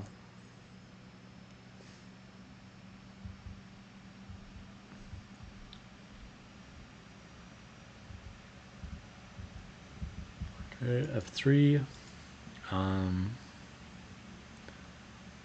You know, I guess he's anticipating what he's going to do and playing bishop b7 and c5 maybe, but I'm just trying to build a nice chain here, trying to suppress the knight. Seems a little inflexible though. You know, maybe you could just, because you could probably get away with f. I mean, also, like, what did you already do here? You played knight e2, knight g3. You hyper overprotected e4, so now what you need to protect e4 again.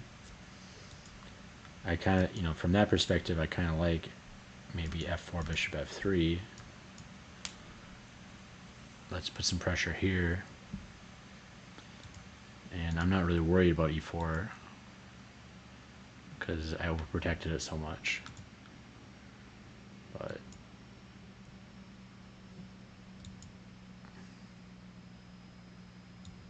I guess, yeah, we're getting pushed back a little bit here.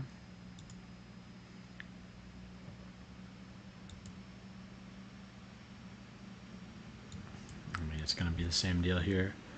So f4 wasn't really much better than f3. Yeah, turn it into a rough position. Just wants a3 here. I guess makes sense. We just want to create this option.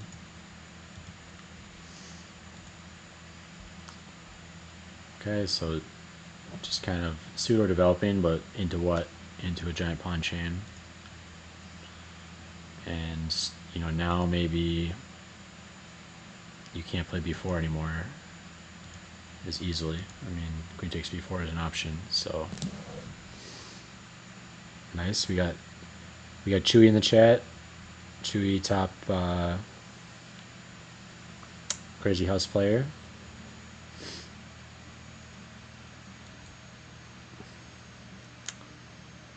All right.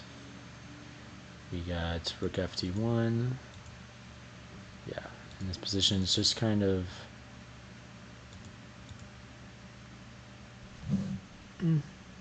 I guess both sides have their trump, but I feel like black's kind of fully equalized, but they're also just kind of shifting here. White's got a nice central control, but black also had this favorable pawn trade and is going to have the a file to work with. They've got b4 options to potentially kind of make this knight bad. And this whole operation with this, it's not like this made this even a good piece in the first place. So, but center's the center, and they've got it. So pretty much dynamically equal.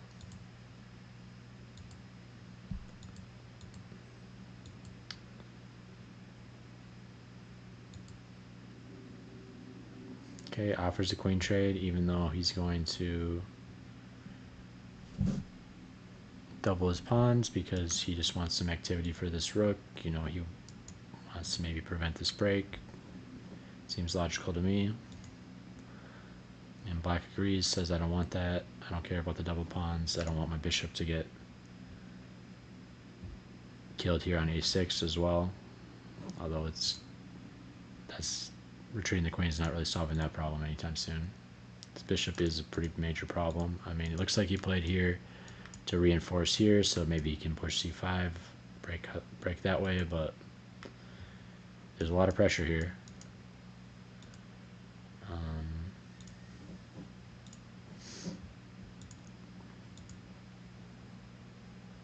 Okay, both sides got healthy time here. Let's go a little bit fast, just because we've got a lot of games to get to, unless we see something crazy happen. So some maneuvering, and then black makes their break with c5. Everything's well positioned, and really need to fix this piece soon. So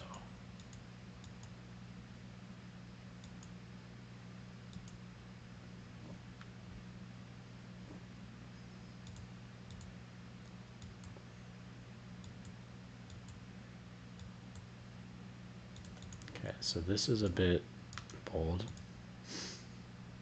I mean, queen's staring at your king here, so that definitely softens that up a bit. And you know, what do you, is this knight some critical piece here? Like, you know, the knight is staring at here, here, here. These are all squares controlled by my pawns. You know, it's defending h7, but it's not like I'm coming in to mate you anytime soon. So g4 just seems kind of like, I don't know what to do, so let me just do something. Could be brilliant though. Let's see. Yeah, engine doesn't like it. Just because, yeah, it feels like you're weakening your king, which there's already a piece attacking the king, but also, you know, you can imagine the queen moving, the bishop shifting back, and this is becoming a lot more useful than it was staring at this whole pawn chain. So g4 just not really making a lot of sense.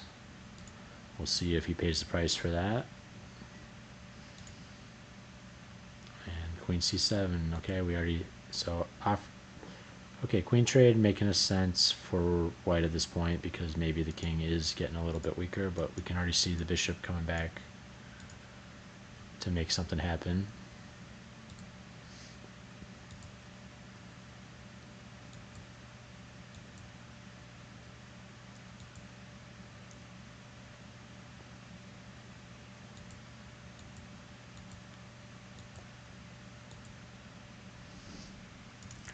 Knight looks nice here. We'll see, okay, what's going to happen though. I kind of agree with don't snap it right away. It could just look pretty there without actually having real threats.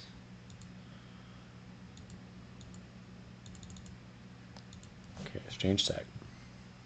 Always check the exchange. So Vincent following Miles' footsteps.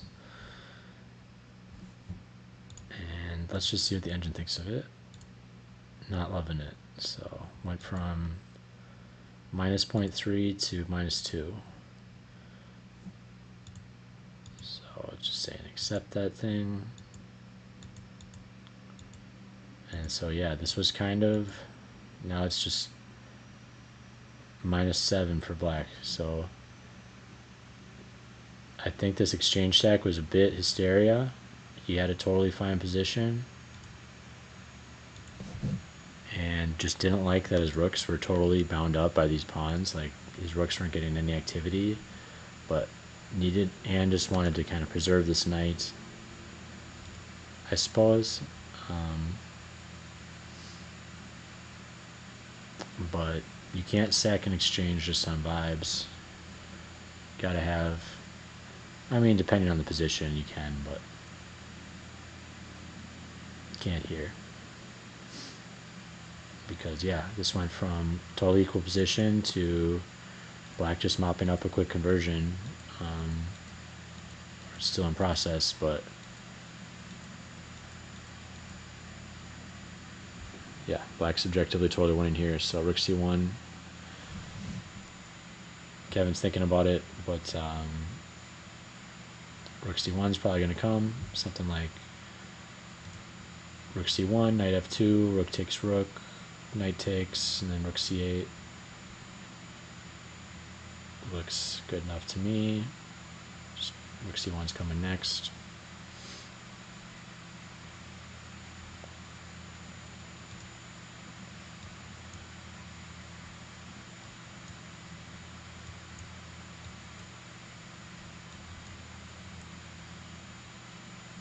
And nothing to do to prevent this, to at least win the knight, and then you're just double full rook.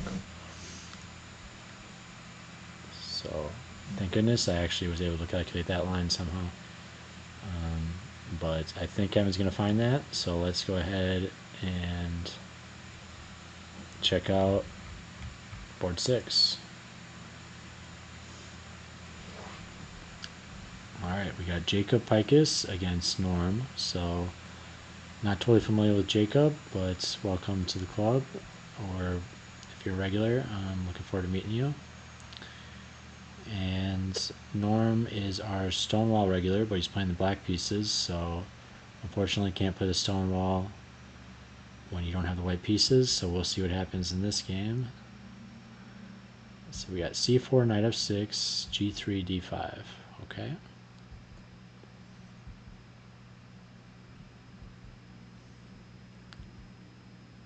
Not too familiar with this, but you know, again, I think when you capture the piece in the center, clearly this is theory and totally fine and good, but you are going to be ceding some central squares a little bit. So white's now has 2 pawns in the center, black only has 1, and yeah, so white's got a little bit more potential to get a big center in this game, but kind of going for a King's Indian setup instead. So despite white having the 2 central pawns, just saying, you know what, I'm just gonna chill out, go passive.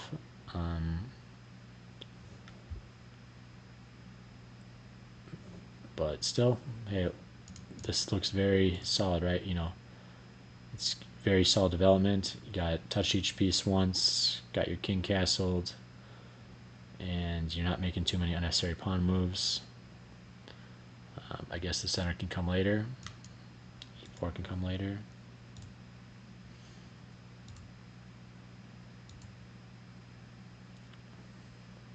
Yeah, A3 seems a little bit unnecessary. Guess controlling the square, but he wants to expand with b4. And I guess what's your alternative? You don't have amazing development, maybe just bishop g2, but a3 is reasonable. Just always want to be careful when you make these pawn moves. Make sure you don't have a better move that's a developing move. Or maybe if you have 2 moves, they both look great, one's developing and one's a pawn move, you should prefer the developing move. But in this position, you know, also there's a concept where the dark square bishop for white is kind of the most flexible piece. You really want to wait. A lot of times in a ton of openings, you want to wait to develop this guy until black kind of shows their hand, so you can kind of develop it in accordance. Because it's still flexible right here. It can still go bishop d2, maybe dominate this knight. Would be something that's going to totally make sense, I think, in this game. But you could also still imagine yourself playing b3, bb2, or a3, b4, bishop b2. It's also interesting that the bishop is the only piece, is the only minor piece that can kind of influence tactics while never having moved even once. So you can imagine bishop h6 coming into play in some circumstance if h6 was played or if there's a pin, and you never had to develop that piece at all to actually make that get involved, versus that knight could never do that. Knight absolutely every game has to play one, probably two developing moves to get some influence on the enemy king. And then the reason why the dark square bishop you can delay developing that is because the light square bishop you have to develop the castle quickly. So anyways, long-winded way to say a3 is okay. And clearly, you know, this could all be theory or something anyways. Looks like Engine says it's totally equal position. Don't love taking the knight here. I mean, again, you're just helping them solve a lot of their problems a little bit. I guess this is hanging, so they are going to have to take this way, but keep this bishop pretty bad. So, okay, I don't hate it actually. An Engine actually likes it.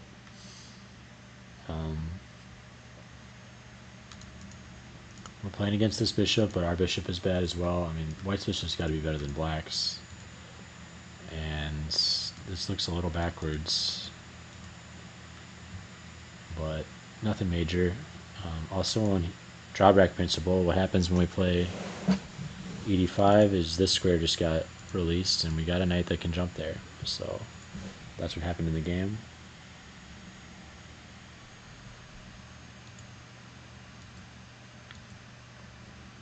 Yep, just kind of staying a plus square away from the knight is pretty far, so that's total natural shift. Oops. And this is kind of getting a little offsides at this point. Can't jump back here, can't jump back here, can't jump here. Can come back where it came from. But also all this knight has to do is move, and this is extra attacked. So I'm feeling myself pretty nervous before playing knight d6 unless I'm seeing fortune variations. And I think black very smart just to shift this bishop away to dominate the knight, but also make sure it can't get its free outlet here. I mean, this isn't the worst. This isn't the best bishop of all time either, though. So you know he could have even considered playing rook b8, allowing this to happen.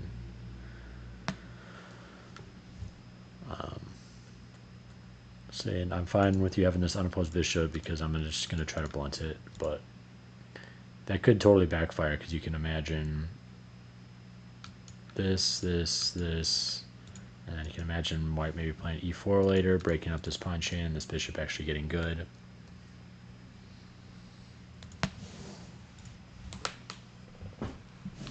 But opts to keep his bishop pair. Kick the knight out. Okay, kick the knight out back to f5. Yeah, see, I'd be tempted here just to be thinking about g6. Say, what are you doing? I'm going to win this piece. Yeah, Engine doesn't hate g6. Third best move.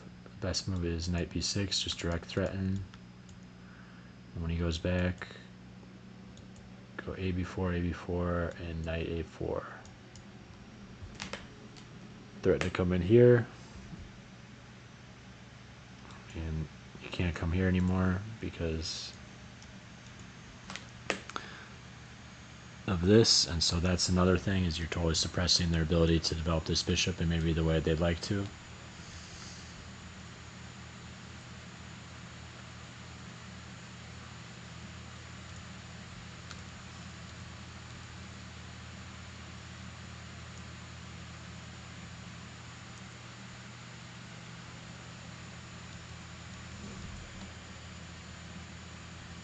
Well, that's interesting.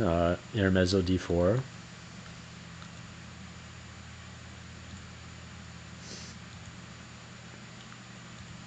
Okay.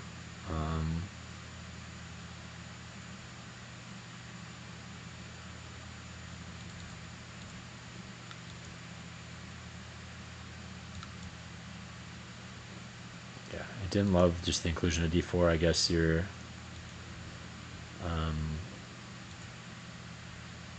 maybe making it harder for yourself to play e4 in the future, which you kind of need to play e4 to break up this pawn chain and get activity for your bishop, is my guess of why it doesn't like d4. But yeah, just a guess.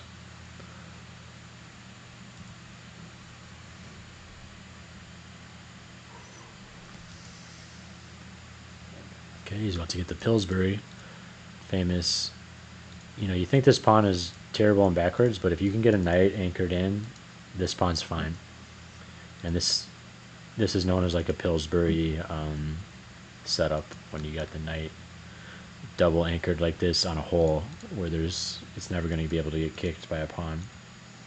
It's just awesome placement for the knight. So Norm showing some positional class. And yeah, you're saying, okay, I'm just going to ignore it. Take this as you see fit, and I'm going to recapture with my pawn, and recapture with one of these pawns. I mean, okay, at this point, you definitely want to keep this blunted, so you definitely recapture the b pawn, and then I'm just going to target this other pawn. I'm going to use my protected passer.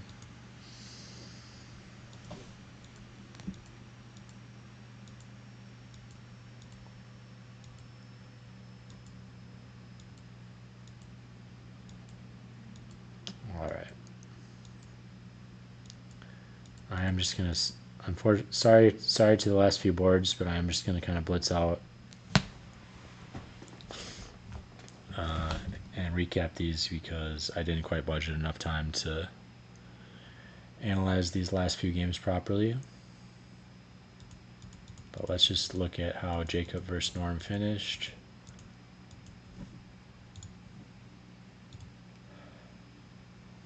We ended up in a heavy piece with bishops ending here, that's zeros.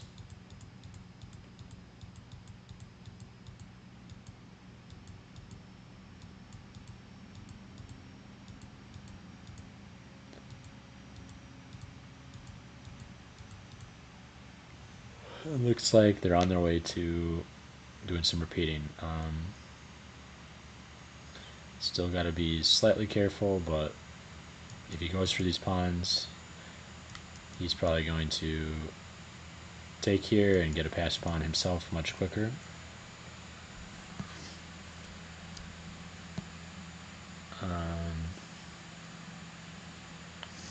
And if he takes here and the bishop retreats, he can start to try to gobble these pawns.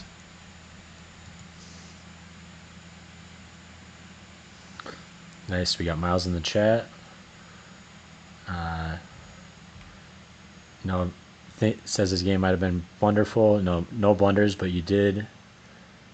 I'll show you your one missed chance was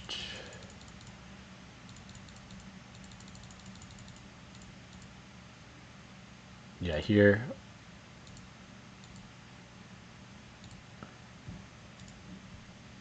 Right here, where you played rook e3, you actually had queen h4 picking this rook up,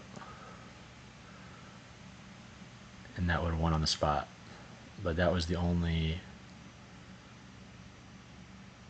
big wow moment. But that was a pretty beastly attack. I thought he was going down there, but came up with some resourceful defense at the end, and you had some time pressure. Yeah, you can't imagine. Your variation just looks so good. You're pressuring all this, and you got G5 coming. So it's like, how could this not be winning? But all right, and let's take a look at the last two games here, though. We got Mitch Ross against Steven. And we got Queen's Gambit Declines Classic.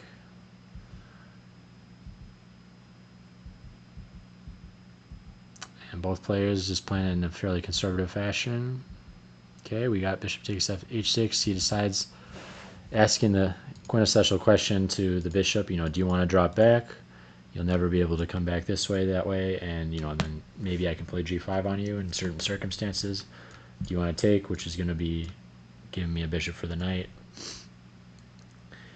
And that's what he decided to do in this game. So black has won the bishop pair to start, and decides to give it right back. So he's going to have these double pawns, but probably not for too long. Usually when these double pawns, this front one's the one who's weak, and looks like he's going to be able to trade that off without a problem. So if black could pull their pawn back to d6 here, this structure would be a lot bigger problem for white, and black could potentially try to target this with moves like this. But that's not going to happen in this game. Okay, and black playing in a positionally principled fashion, striking out at the center, trying to get his fair share of the center, and make sure the c-pawn gets involved. Usually black has to play c5 in most openings to equalize. Either c5 or e5, but c5 is a lot more common.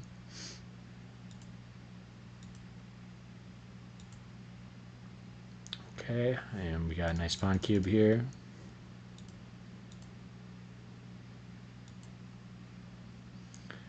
And I'm not loving rook d8 here. I mean, I know he's trying to get some pressure on the queen, and this is protected this way, but we gotta solve the development.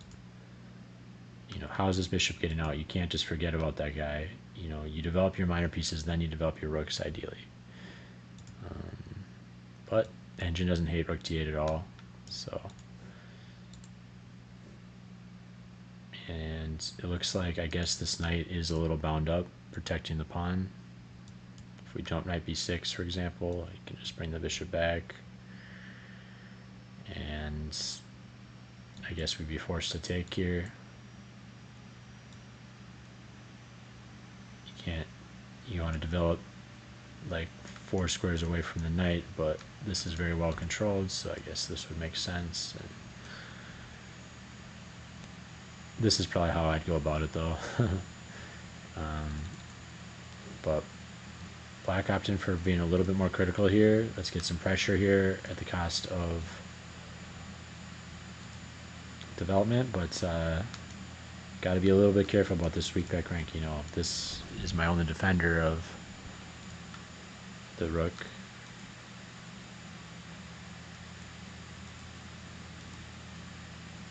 Okay. And here, he just opts to develop, but allows free pawn takes with tempo. And so, knight b6, you were playing because he doesn't have time for this because you'll take his knight. And even this, you got to calculate because pawn's a pawn, right? I mean, this is showing black's got some compensation, but white's still probably better there. So I think this is a pretty big mistake by black. We're gonna want to. If you're gonna be playing knight b6, we're probably gonna want to chop first. And to that point, when I played knight b6 early, I probably would want to chop first too. because... Okay, yeah, I guess we don't have to worry about it now because the bishop's actually hanging, so... We could have done it earlier when the bishop was actually hanging, but when we played rook d8 and queen c2, now the bishop is defended. And now this is becoming a real threat if this knight moves. So he kind of believed him though anyways, and also just didn't want to lose his brilliant piece. So retreated here, but just kind of blanked out and allowed this, which now this is totally winning. Or actually, queen takes is better, sorry. Pawn takes would have just hung the queen, of course. So this is clean pawn.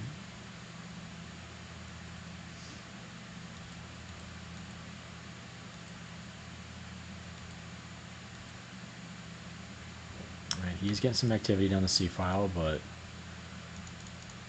clean pawn, no weaknesses, good pieces. You can imagine knight e5 coming in tandem with bishop a2. And yeah, this seems a little timid. You know, he wants to trade. He wants to just trade into his winning endgame, but this piece is already well placed, and you're disconnecting your rooks. I guess he wanted to control c2 maybe, but he really wants to trade down. Black's not going to allow that. And you know, I don't see why the bishop's much better here on d3 than it was on a2. But yeah, especially allowing... Okay, so this is pretty strange, yeah. Especially b3 allowing just... You know, yeah, you pretty much got to step into the pin here, even though you don't love to step into the pin. You don't want to just hang a pawn.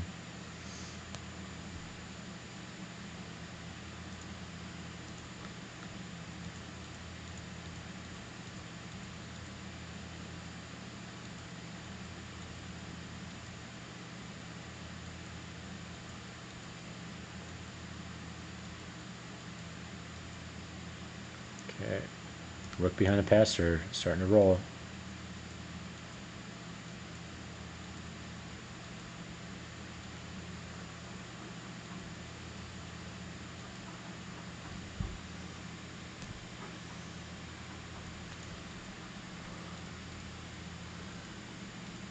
It's looking pretty scary for white, honestly, even though the eval is drawish because just this pawn. I mean, it is pretty well controlled right now, but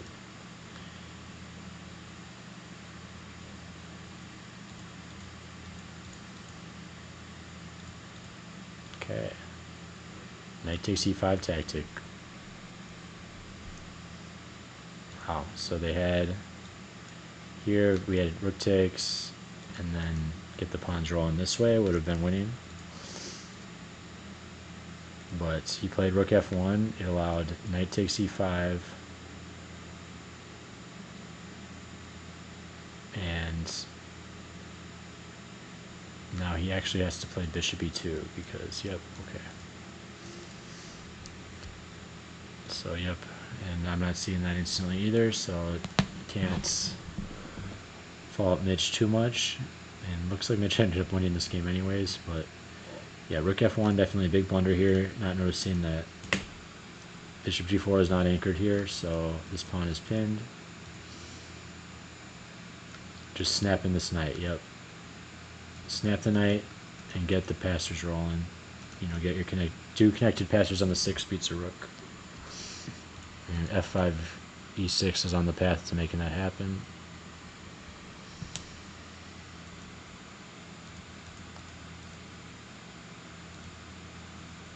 But still, now this is actually showing winning for black, but it's totally not clear. It looks like these pawns are actually going to become vulnerable. Maybe the king's going to get access to these pawns and maybe win these pawns, and then we're going to have a ton of extra pawns. Okay, we're back to equal eval here. White had a win, rook c1. You know, this is kind of, I'm not going to be able to explain all this, but it's rook endgame nuance.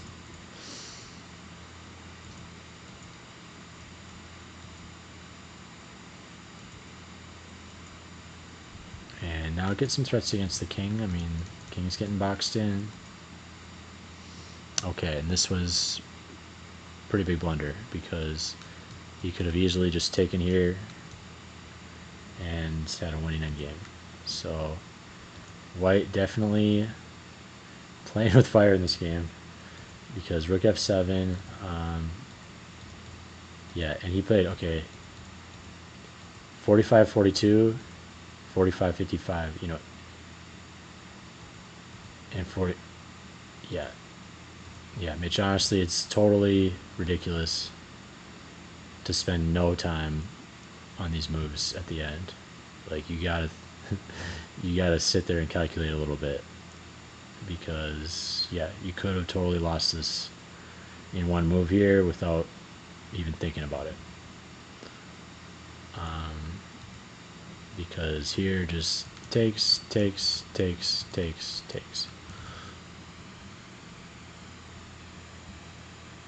So Steve unfortunately missed it. And now we kind of get camped behind the pawn. White's definitely winning again. And this is how it would finish. So Mitch made that happen, but definitely kind of heart attack back and forth at the end, and some mutual missed chances. So, you know, and wouldn't have criticized that nearly as much if I didn't see the time use here. So, gotta use your time, gotta blunder check. Before, especially when you have this much time left before locking in your move, if you're thinking about playing, say, rook f7 or a critical move, you got to look at all your opponent's checks, captures, threats in response. But interesting game there. And okay, last game of tonight. We're running pretty late here, so we're gonna blast through this one. But we got Thomas Hayden, who's showing really tactically sharp play against National Master Nathan. And so this should be a good one. So we got another Queen's Gambit declines. Okay, Catalan. And Nathan going for Bishop b4, c5. I'm not too familiar with this. c5 is definitely strange. I like to pull my bishop back here in the closed Catalan because it's actually good to shift their bishop here. A lot of times White's plans to play knight d2 e4, and so if the bishop's here, it's actually kind of misplaced. They need to maybe shift it over to f4 before they can play knight d2 f4. So, but Nathan going for a little bit more dynamic, kind of a combo Catalan, maybe a semi-terrorish type setup. I get a little nervous about shoving c5 too early against the Catalan myself because of these light diagonal dynamics. I love to just let me get this blunted and let me get everything developed, and then we can think about expanding on the queen side. It is kind of how I like to handle it. But this is definitely a way to do it. It's just watch out for typical Catalan tactics using bishop g2 because those could be kind of potent with c5 already in. So, okay, bishop takes. This is a bit strange. Just keep developing.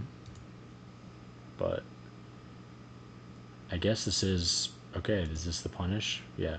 So Thomas just must know this from his blitz games,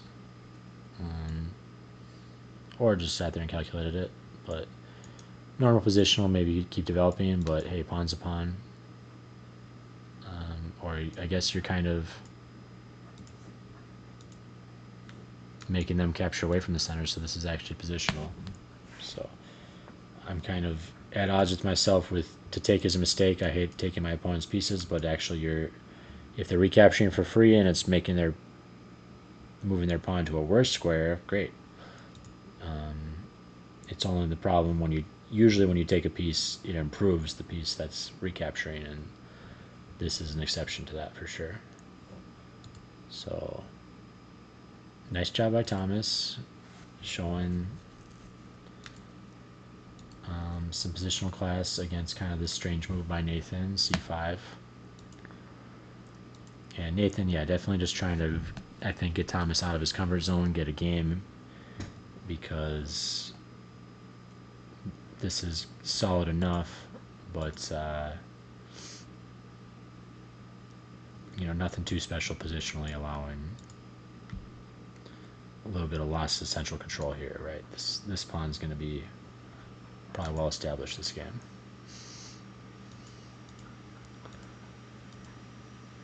Okay, and so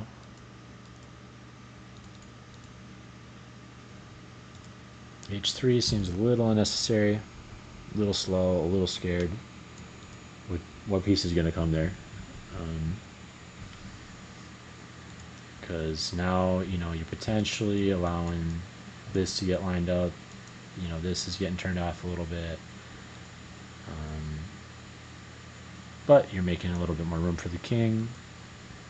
It's not the worst, it's just like, it kind of feels like white's not exactly sure what to do, so let's just throw h3.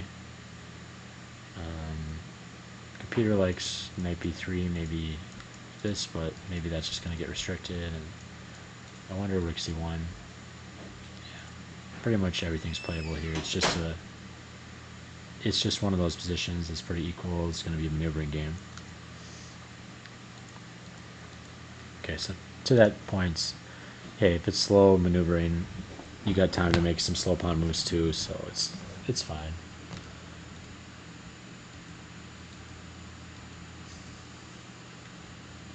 Okay, I mean, he's going to allow this. Is this not a pawn? Okay, it's not, I guess. Take here first.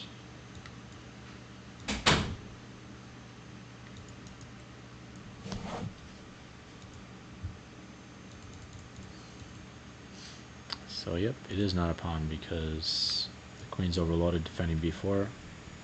I mean, knight queen, so.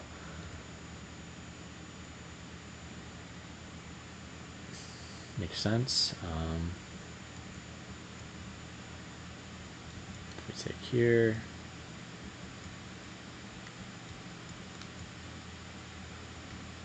this is giving us something to play for.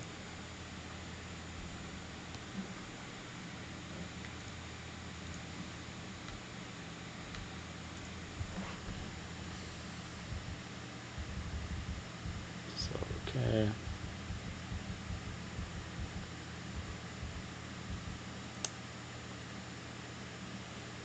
Okay, so nice. Knight a4, blundered, knight takes d4, and Nathan, very tactically sharp, finds it's the best move in the position. So x-ray, threatening the rook. Means rook takes c7 is forced. And he's got this intermezzo, knight check. So yeah, this is typical kind of Sicilian tactic. Could have been a lot worse if there was a piece sitting on e2, but hey, pawn's a pawn. Yeah, a lot of times you'll see this tactic happen when the queens are opposed to each other. So like the queens will be opposed, and there'll be like a rook here, and they play queen takes queen, and then you intermezzo knight e2, and then you recapture the rook. But this is just another kind of version of that same motif. So yeah, this makes perfect sense. This is typical tactics, but still well spotted by Nathan.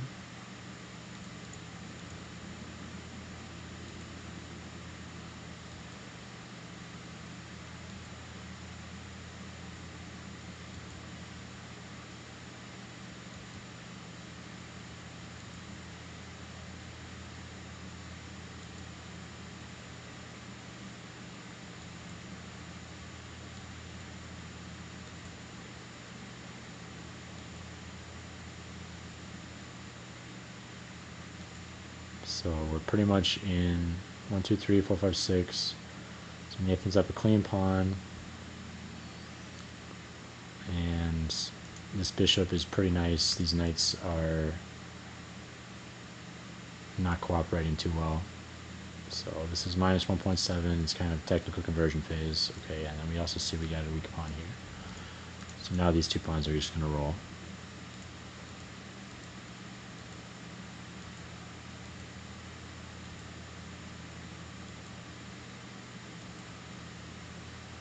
Threatening here. And now we're pinning.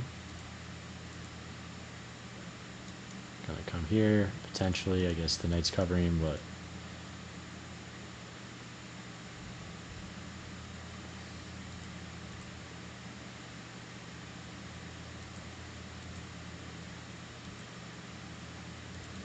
okay, we are seeing a bit of Nathan getting very low on time, so I think that's making sense with some of these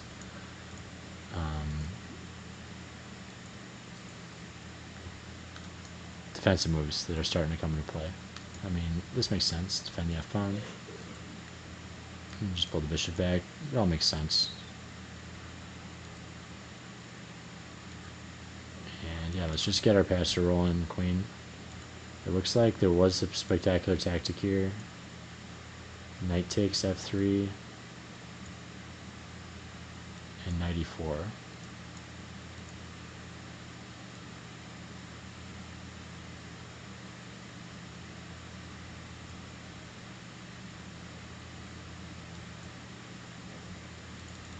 That seems totally unnecessary. So definitely like Nathan's move better in practical perspective. Let's just get this pawn queened. I don't care. A full rook's enough.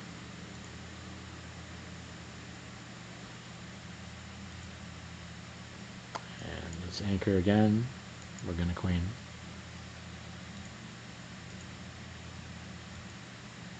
Okay, takes, and when the dust settles, black is up a full rook. So yeah, well played by Nathan, just kind of typical tactics. Also, I'd say, you know, well played by Thomas outside the one move blunder. Yeah, gotta watch out for that. Probably could have developed your rook first and then maybe continue with that idea, but pretty nice to know to say, hey, I'm just going to play bishop takes bishop, make you capture towards the outside, and kind of put the test to Nathan out of the opening. You definitely were better out of the opening, so. But Nathan kind of showing why he's so strong. Just kind of gets a position where he's good enough out of the opening, and then first moment where he had a chance to punish a blunder, took full advantage, even though it was not a completely obvious tactic by any means. But typical pattern, and made it happen. And then kind of continued on and converted it. So, all right, well, that's going to call it for this week. We ran a little long here, but we'll be back the final 2 weeks with I Am New Bear. So he's been playing tournaments, but he is going to be back in town. So hopefully we'll have New Bear on the show the final 2 weeks, get a little better analysis. And yeah, thanks for tuning in. See you guys next week. Bye.